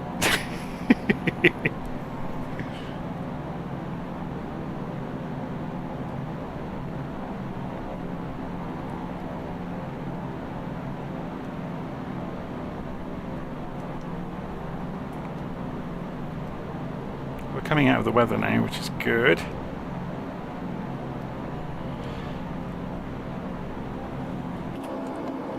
Shall we actually have a play with some of the controls inside the aeroplane?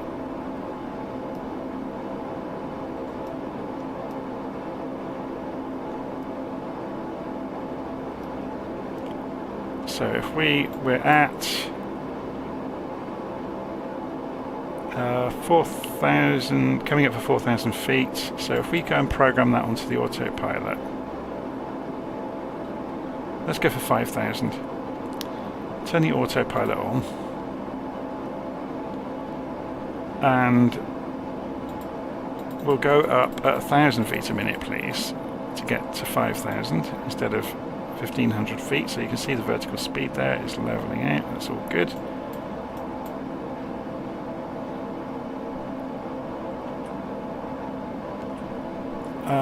Where could we fly for if we wanted to go direct to Freiburg? We'd have to go into this VOR, wouldn't we? So 115, isn't it great in LittleNavMap when the labels go over the top of each other? 11595. So from what we learnt a few minutes ago, 11595 on nav1, switch that to active.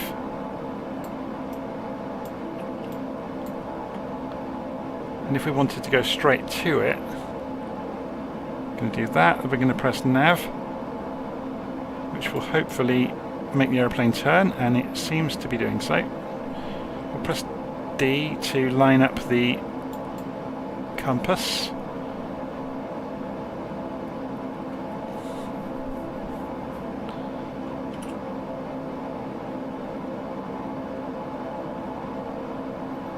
But we're not. It's not doing. Maybe it won't intercept, so we would have to change the heading then.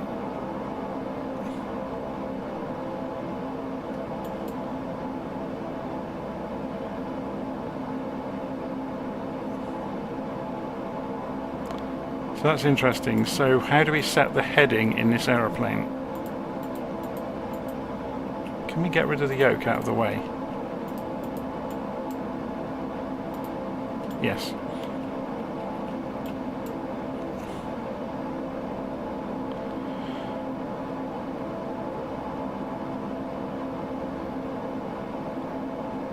Of course we were at 15,000, not 5. Being an idiot. Let's go and change that then.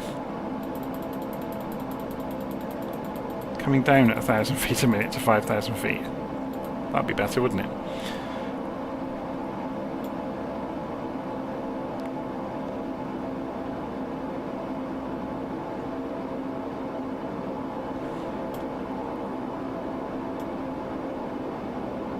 So we're flying north.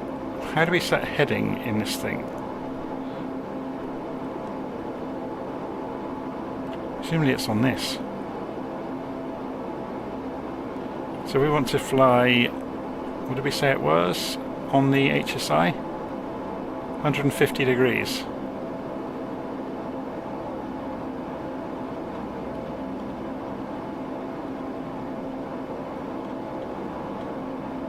So it's using the Sperry basically.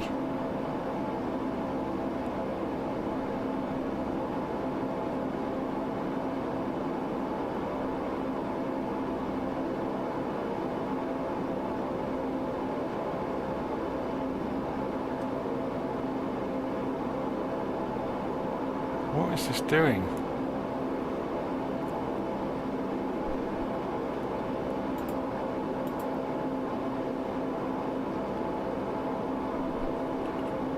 Oh, okay, the bottom row is the, I get it. Bottom row is to adjust for magnetic, and it's a gyro compass, so then we set this one for the 150 degrees for the target. That makes sense.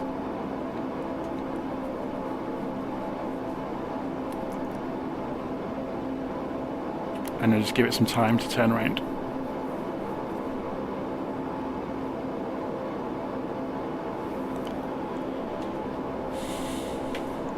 I always forget which way up the gyro compass is. So you set your target on the top track and your actual, that's a gyro compass essentially underneath. But you have to correct that, which you use the bottom knob for, because it drifts during turns away from the binnacle compass, or whiskey compass as people call it. So it will vary from this one to this one.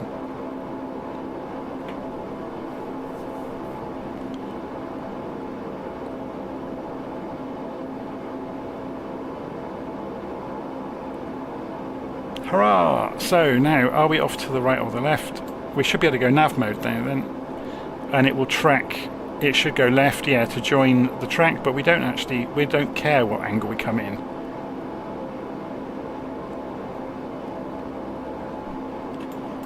So we're close enough now for it to capture.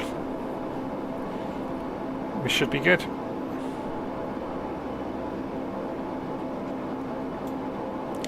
So RPM is a bit high because obviously we have that panic, so we'll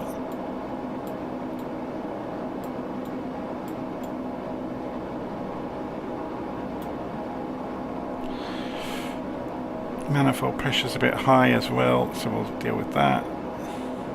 We're still a bit high on the RPM. Ah.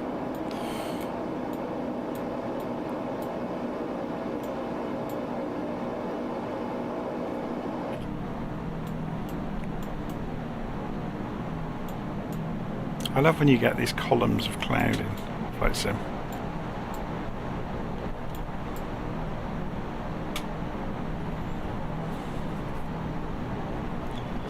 It's funny, isn't it? Almost every flight I do turns into some sort of test flight. You kind of get bored mid-route, or something happens strange in the simulator and you end up trying to diagnose what went on.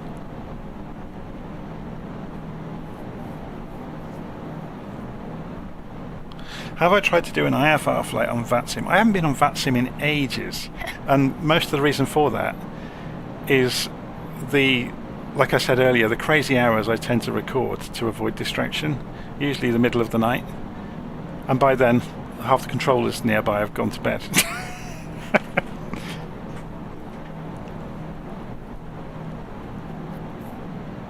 And plus I'm always a bit mindful of if it's okay to share VATSIM. It's very rare that you actually hear anybody sharing a VATSIM flight online. And I have checked, you are allowed to share the broadcasts. It's just it's interesting that it's rare that anybody does it.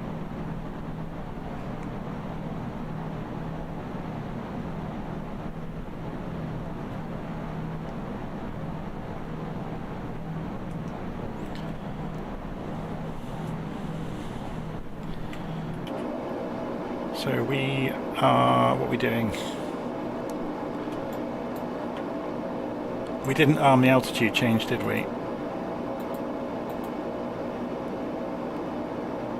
So that's armed it.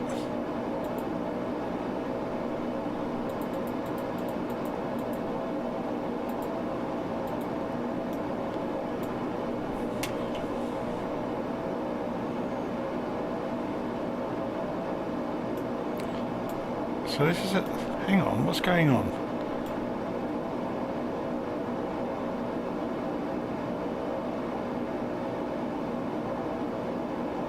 Why is this not obeying the vertical?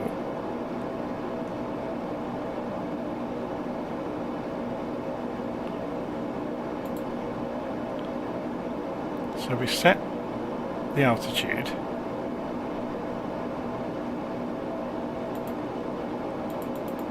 And we tell it the rate we want to come down at, and it's not doing it. It's armed. We've set 5,000. That looks like a bug.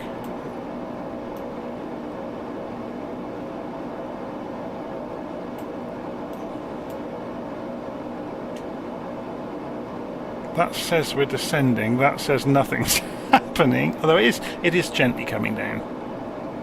Or is it? No, it isn't. There's no, it's climbing. So it's trying to hold altitude even though we've told it to descend. What if we change the height that we want to get to? 3,000. Come down at 1,000 feet a minute, please.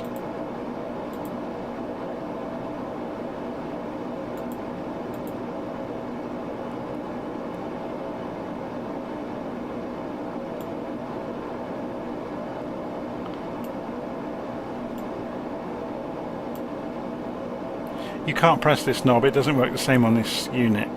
This is like the one you get in the Cessna, where you can set your altitude, yeah, and if it's more than 1,000 feet away from your altitude it will arm, and then you can use the up and down arrows to set the rate to get there. I think it's lost its mind, to be honest. It's taking no notice, so we'll just have to go manual. Let's try switching it off and on. Yeah, it's doing nothing, look. It's not affecting it. Okay, we'll just turn it off and fly the aeroplane.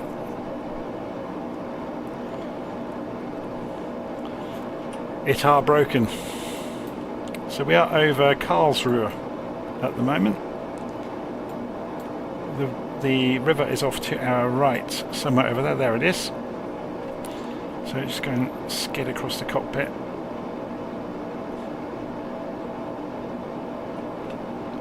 So we'll descend back down and just fly manually. So it would appear the autopilot isn't up to much in this aircraft.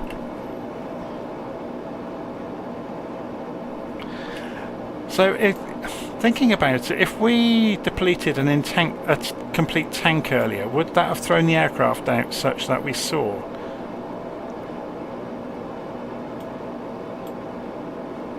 So let's just have a look. All of these were open.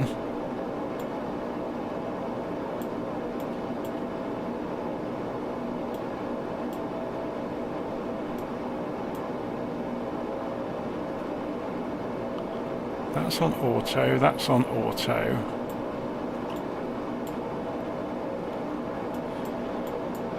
Oh, I need to actually fly the plane, don't I? We're not on autopilot. Whoops.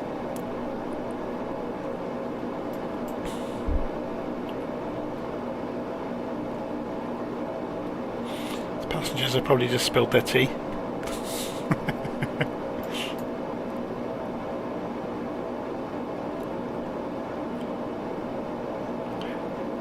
Yeah, without being able to recreate the exact situation we had earlier, it's hard to say what was actually going on.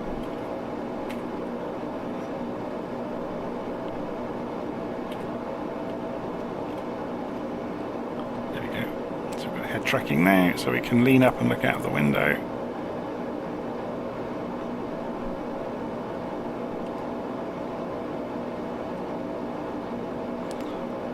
I think the truth of it is there are some bugs in the Stratoliner, some pretty big bugs.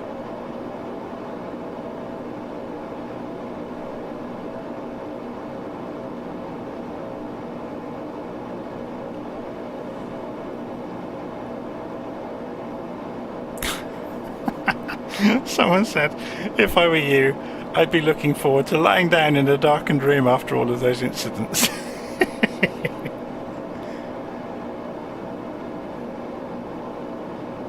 It is amusing though. I always find when things go wrong though, it increases your understanding of things. Sometimes it doesn't, because there's like, you know, if it's an outright bug, then there's no telling what went wrong.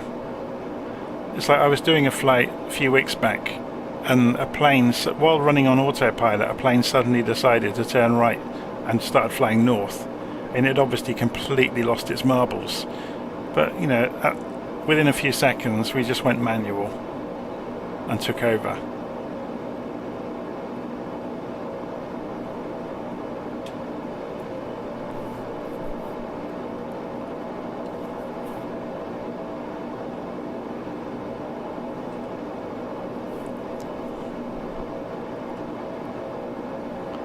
Get it rolling right.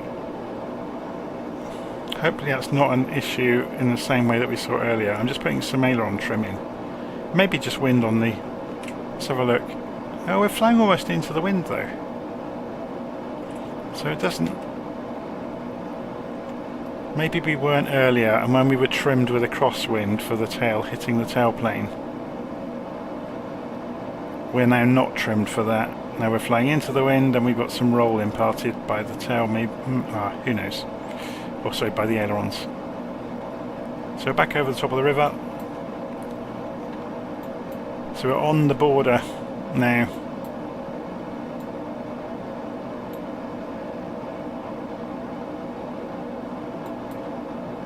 Strasbourg is just over the border.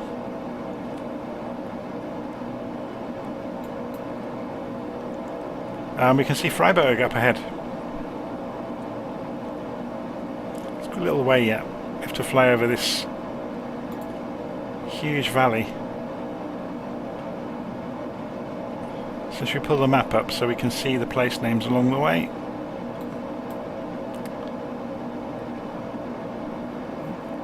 Dermersheim is just coming up. Over here.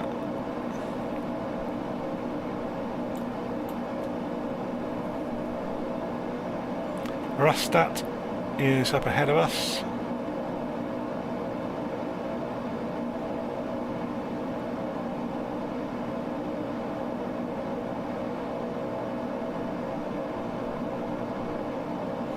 Should we do this from outside? Might be a bit more fun. Do some sightseeing. It's not so noisy either.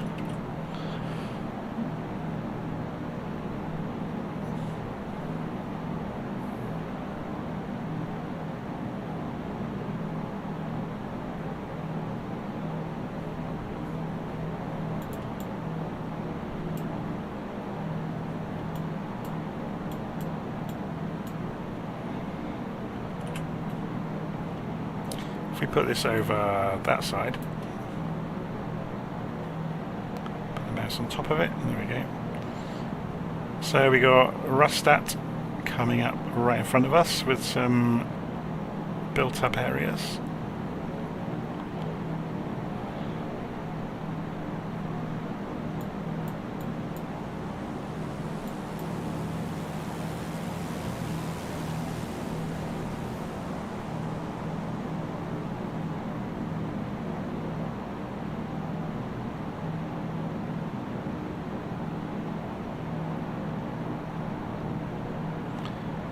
To the east we can see the Black Forest. We can indeed.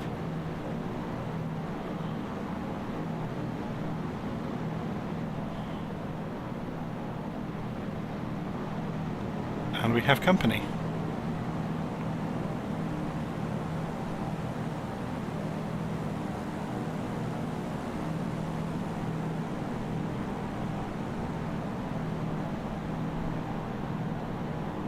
So you can still see the Rhine over there to our starboard side. We're staying on the Germany side of the Rhine. So this is Rastatt below us.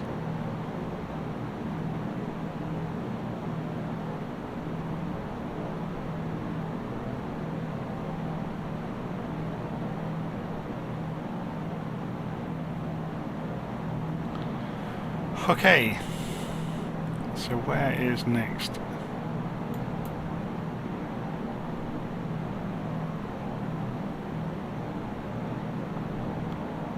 So we've got Buhl coming up. Baden-Baden. Should we go and have a look at Baden-Baden? It's a bit of a detour, but... Or do we stick to the river? I think we should stick to the river and do what we set out to do. So we're going to pass the Karlsruhe Baden-Baden airport. So Baden-Baden's actually over there.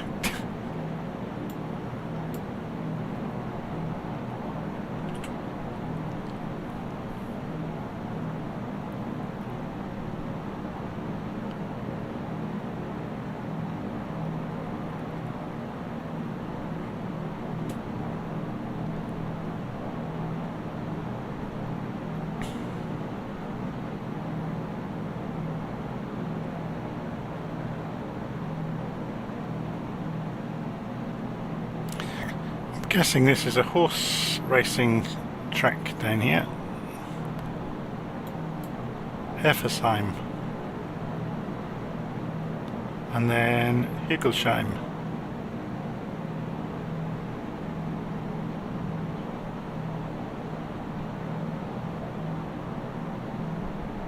So we'll fly over the airfield but not over the runway at Karlsruhe.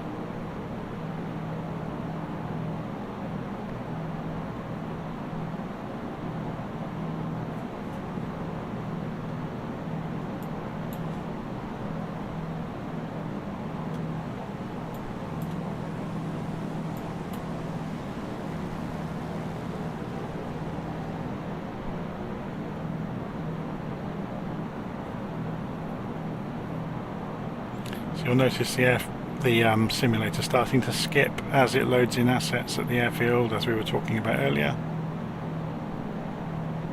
So as the aeroplanes appear in front of us on the ground, it will stutter badly.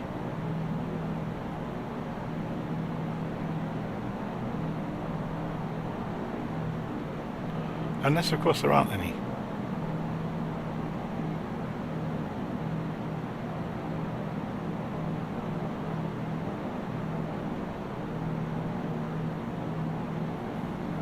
Then we did turn off the using anything except the stock assets, didn't we? So maybe it would be okay.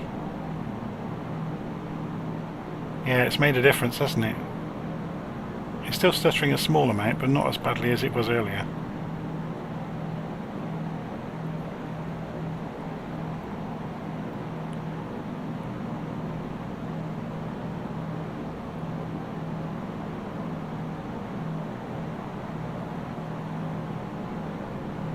How big is the rolling cache? I've got the rolling cache turned off because I've got fibre.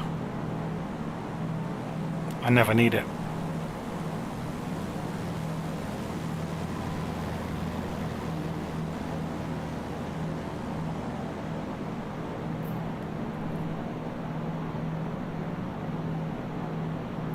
So just for a bit of fun on the route, shall we go low level? I guess we should do this from inside.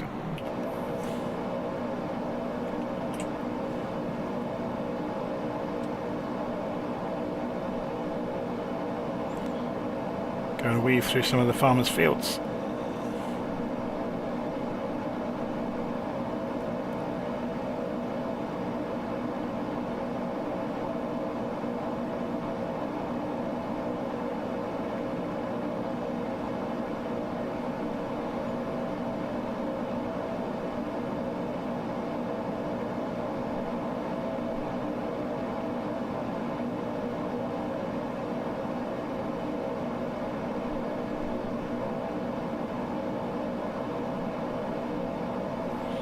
So we'll put this over the other side again, out of the way.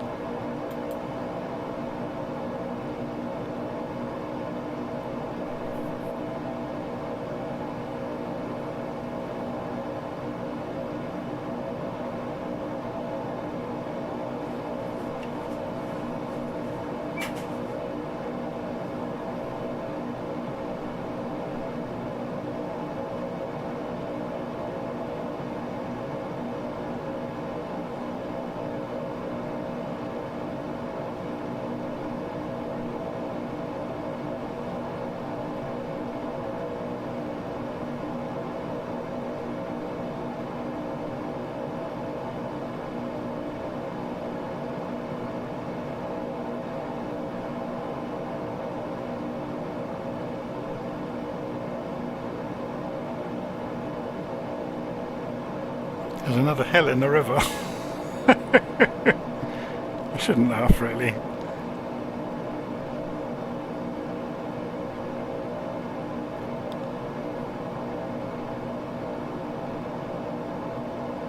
Comes the rain again. So maybe we'll climb a little bit.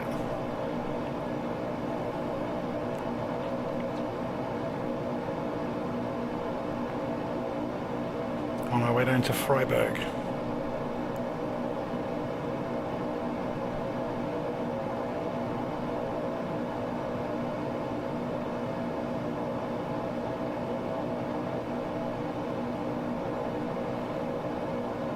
Suddenly the weather changed.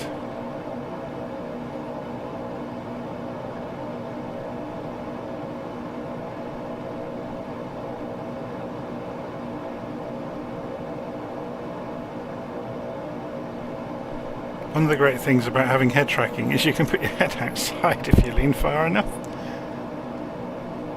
If you're tall enough, you can see where you're about to crash into. Kind of ruins the emotion though if you do it. So someone said, is this the Stratoliner? Yes it is. So let's go and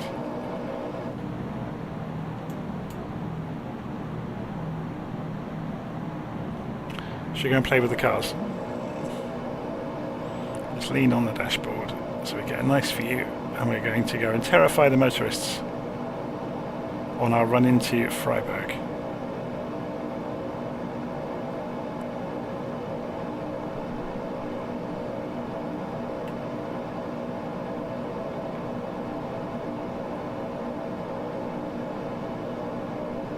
No, we're not going to go under that bridge.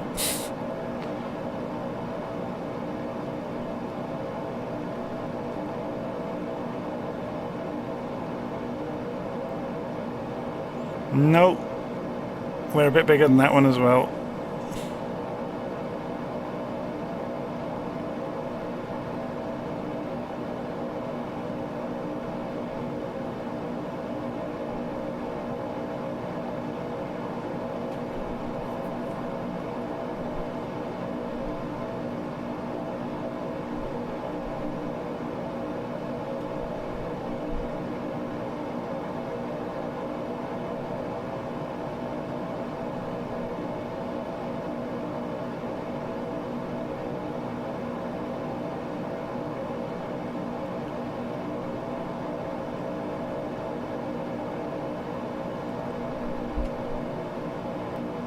Weather's cleared up again now.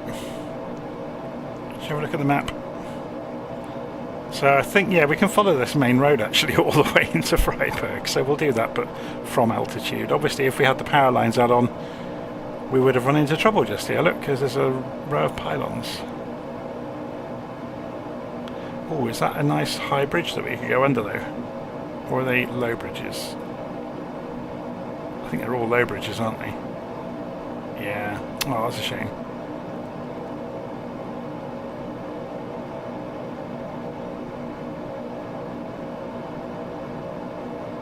Oh well.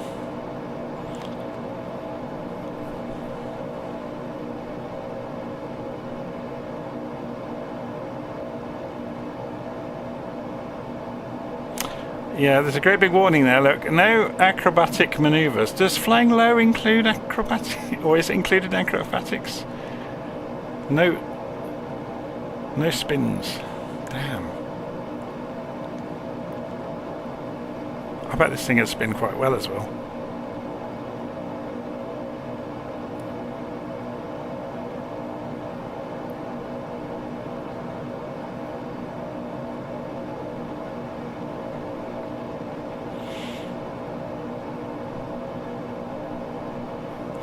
So let's have a look.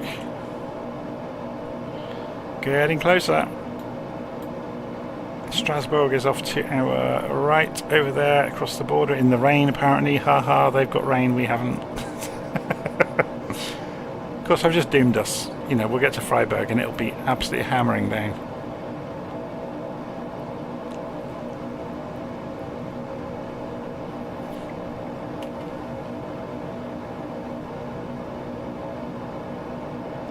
The rotary buildings, or circular buildings, are interesting, aren't they?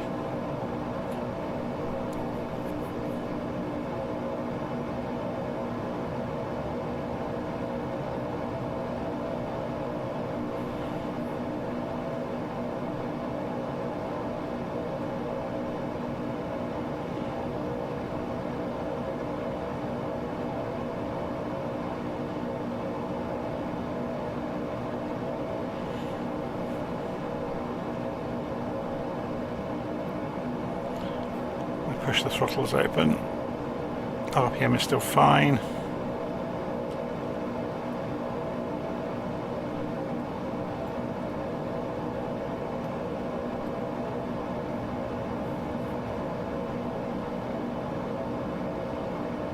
Something somewhere near, oh, it's the airport we're approaching, was loading assets.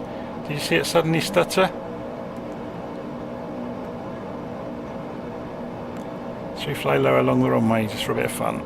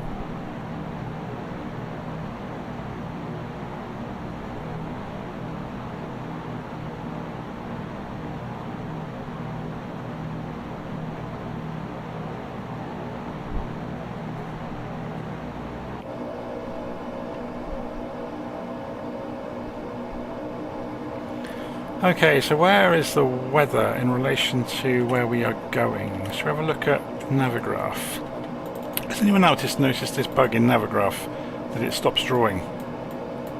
So we are all the way down here, almost at our destination. Oh dear. Look at the weather! Remember I said a few moments ago we were tempting fate?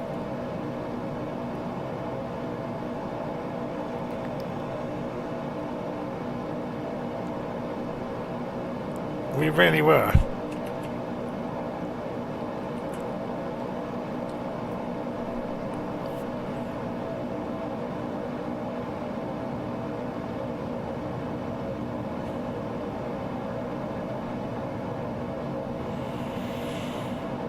Oh dear, we're going to have a very low visibility landing by the look of it at Freiburg, but we'll see. It's right in the middle of the worst part of the weather.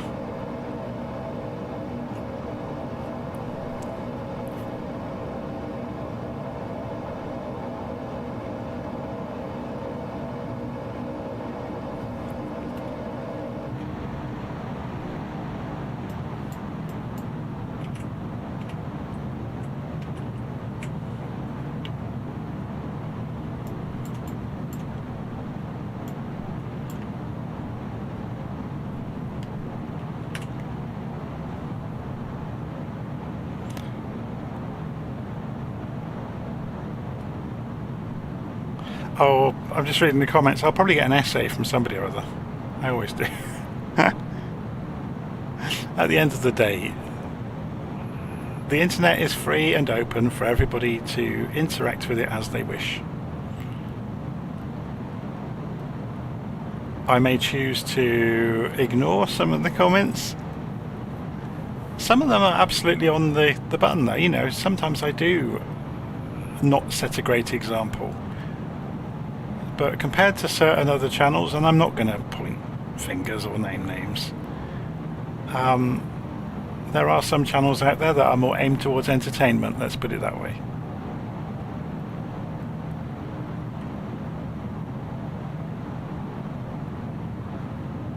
And yeah, we like to have a bit of fun here as well. But there's usually a fair element of exploring the world, and I wonder how this works in the aeroplane, wonder how it should work, things like that. I think there is a danger though, if you get too serious about it all, you can suck all the fun out of it.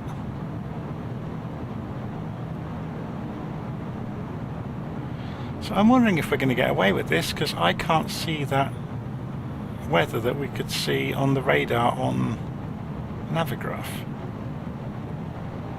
Unless that was just out of date. Maybe it rained earlier. Because this is looking like a pretty straightforward run-in to me, straight into Freiburg.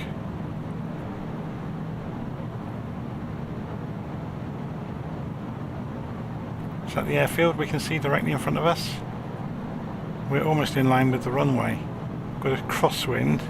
What's the weather on the ground? 199 knots, so it's, yeah, we're going to fly straight in runway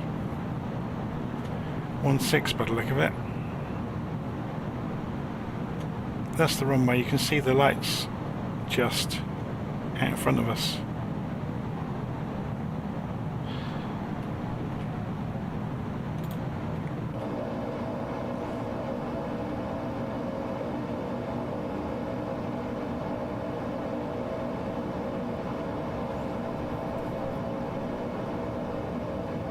Probably fly a circle around the airfield first just to get our bearings and slow ourselves down and get prepared for landing.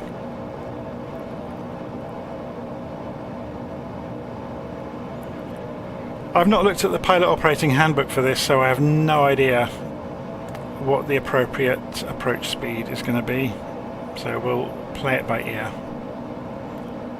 just react.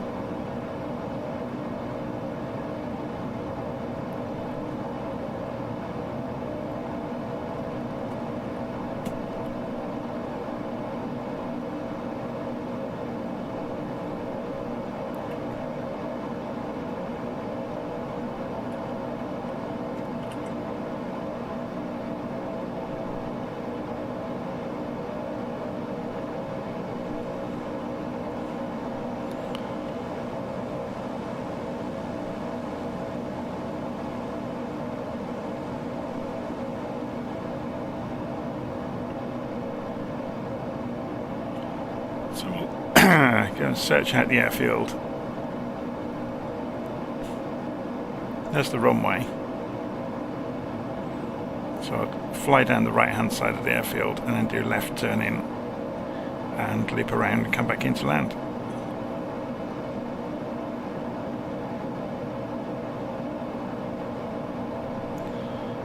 Okay.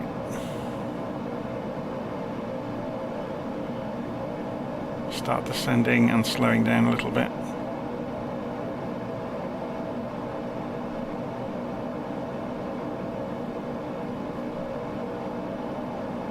What an epic flight. We took off up in the northwestern corner of Germany, up near Düsseldorf, and we have flown down along the Rhine with various adventures and escapades along the way.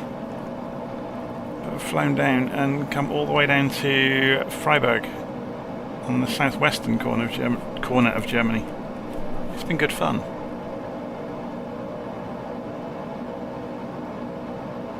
Looks like he might be going for a direct straight-in approach.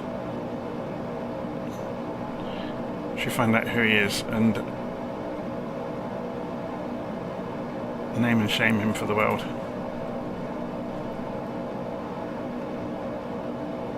Like crayfish.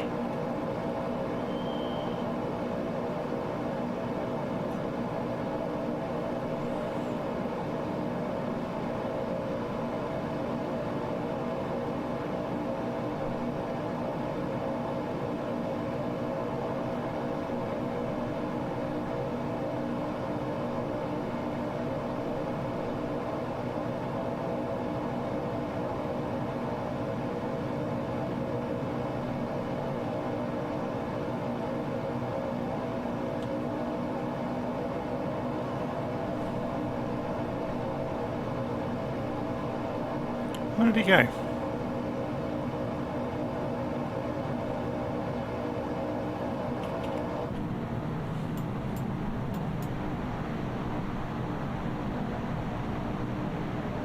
Okay. Am I going mad?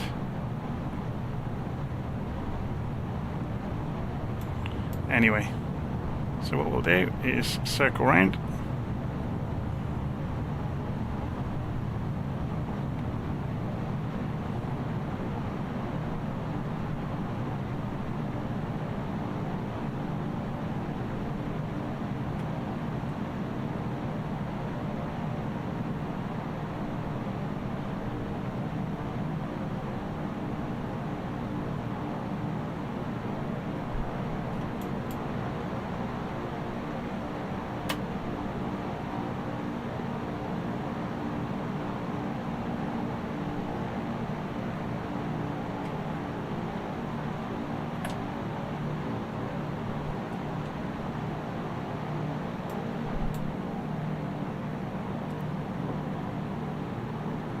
Whoa, this tried to stall. And it's still trying to stall. Oh my word. The rudder is gone again. The rudder's gone. Oh my word.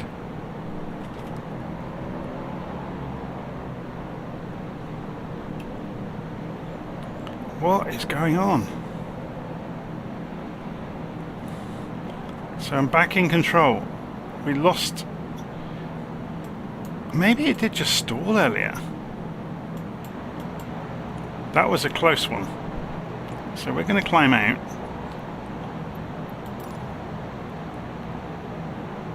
And do a gentle turn.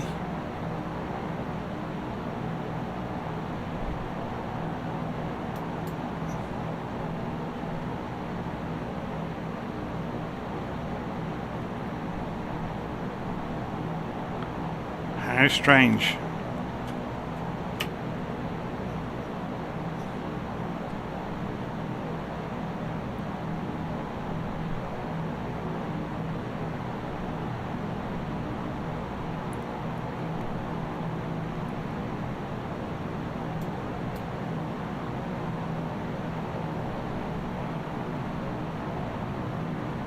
Stalling.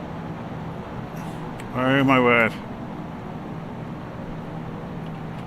Who knew that this was going to be such an event, trying to get back in? So we're at 130 knots.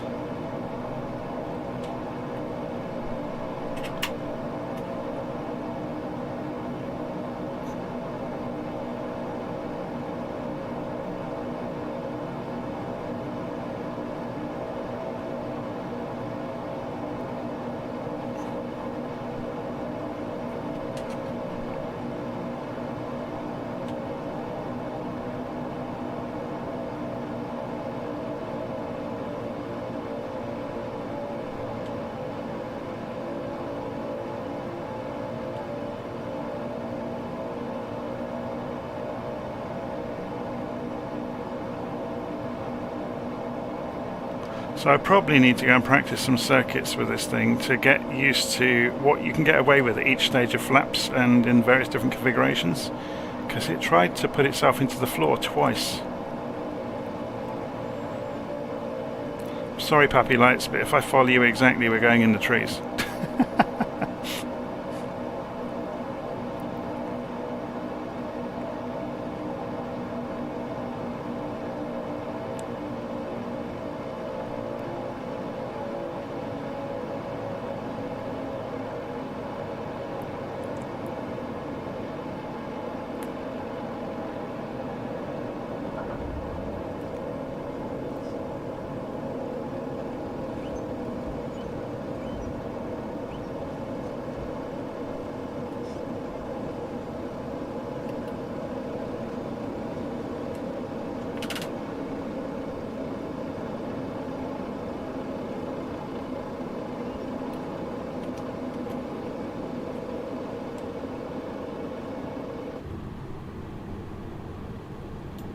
That was a bit more of an adventure than it was supposed to have been.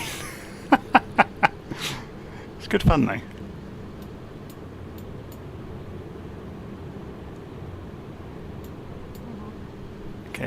see if we can fit along this taxiway. I'm sure the jet behind us won't.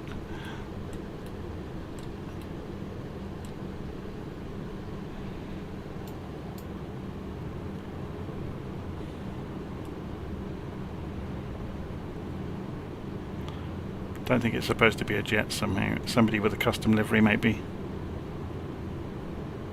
Ah, I told it not to use accurate aircraft, didn't I? And look, they're about to disappear. Look, it's just crashed the rendering engine. Get ready, all the multiplayer aircraft are going to oh no, it stayed there. So they've partially fixed that then.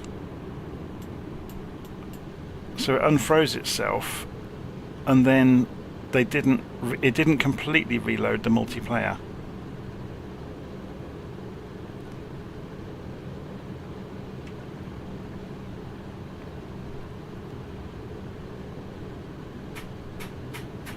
Oh, I just got to get the door. Hang on a second.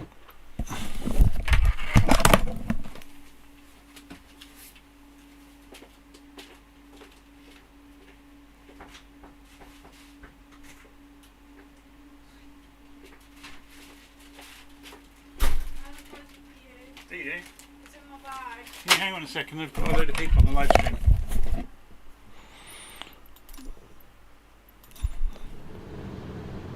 Okay. Sorry about that. Remember what I said earlier about recording before 1 in the morning? So that's 3 times so far in this flight.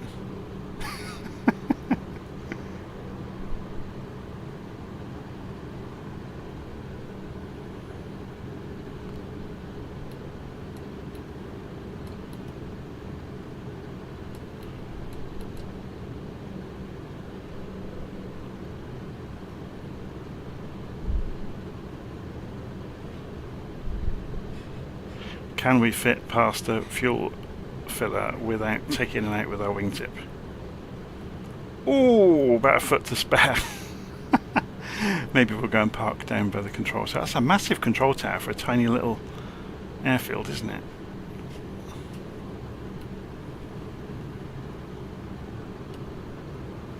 So, parking brake on.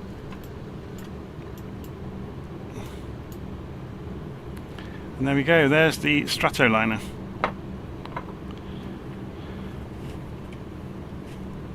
Okay, I'm going to end the live stream here. And I'll see you all again very soon. So I think we can do this just by turning the magnetos off. It's probably not the best way of shutting the engines off. Usually you would starve them of fuel, which would mean pulling back the mixture levers over here. But yeah, interesting flight. There was obviously various things went wrong along the way, which you could pick to bits and spend hours obsessing over. I'm not going to, because we don't know if we can trust these cheap aeroplanes that come with, you know, the various world updates.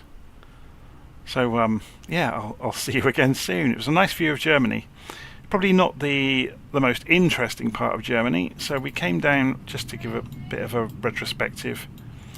We started off up in the northwest, up in Düsseldorf, and we followed the Rhine basically all the way down to Freiburg. So you'll see on the border here, sort of, how is it, 30 miles south of us, we're going into Switzerland. Just over the border to the west of us, we've got France. But yeah, it's an interesting route. I'm guessing this is where we had the problems with the aeroplane all of a sudden, where it tried to put itself in the floor. And then obviously we had the playing around with Bush Talk Radio. So yeah, I would advise everybody, go and try out Bush Talk Radio, because once you get it working, you can tune in local radio while you're flying, and it's fantastic. So you can listen to local radio stations of where you are in the world as you're flying along. It's brilliant fun. Anyway, I'm going to leave it there, and I'll see you again soon.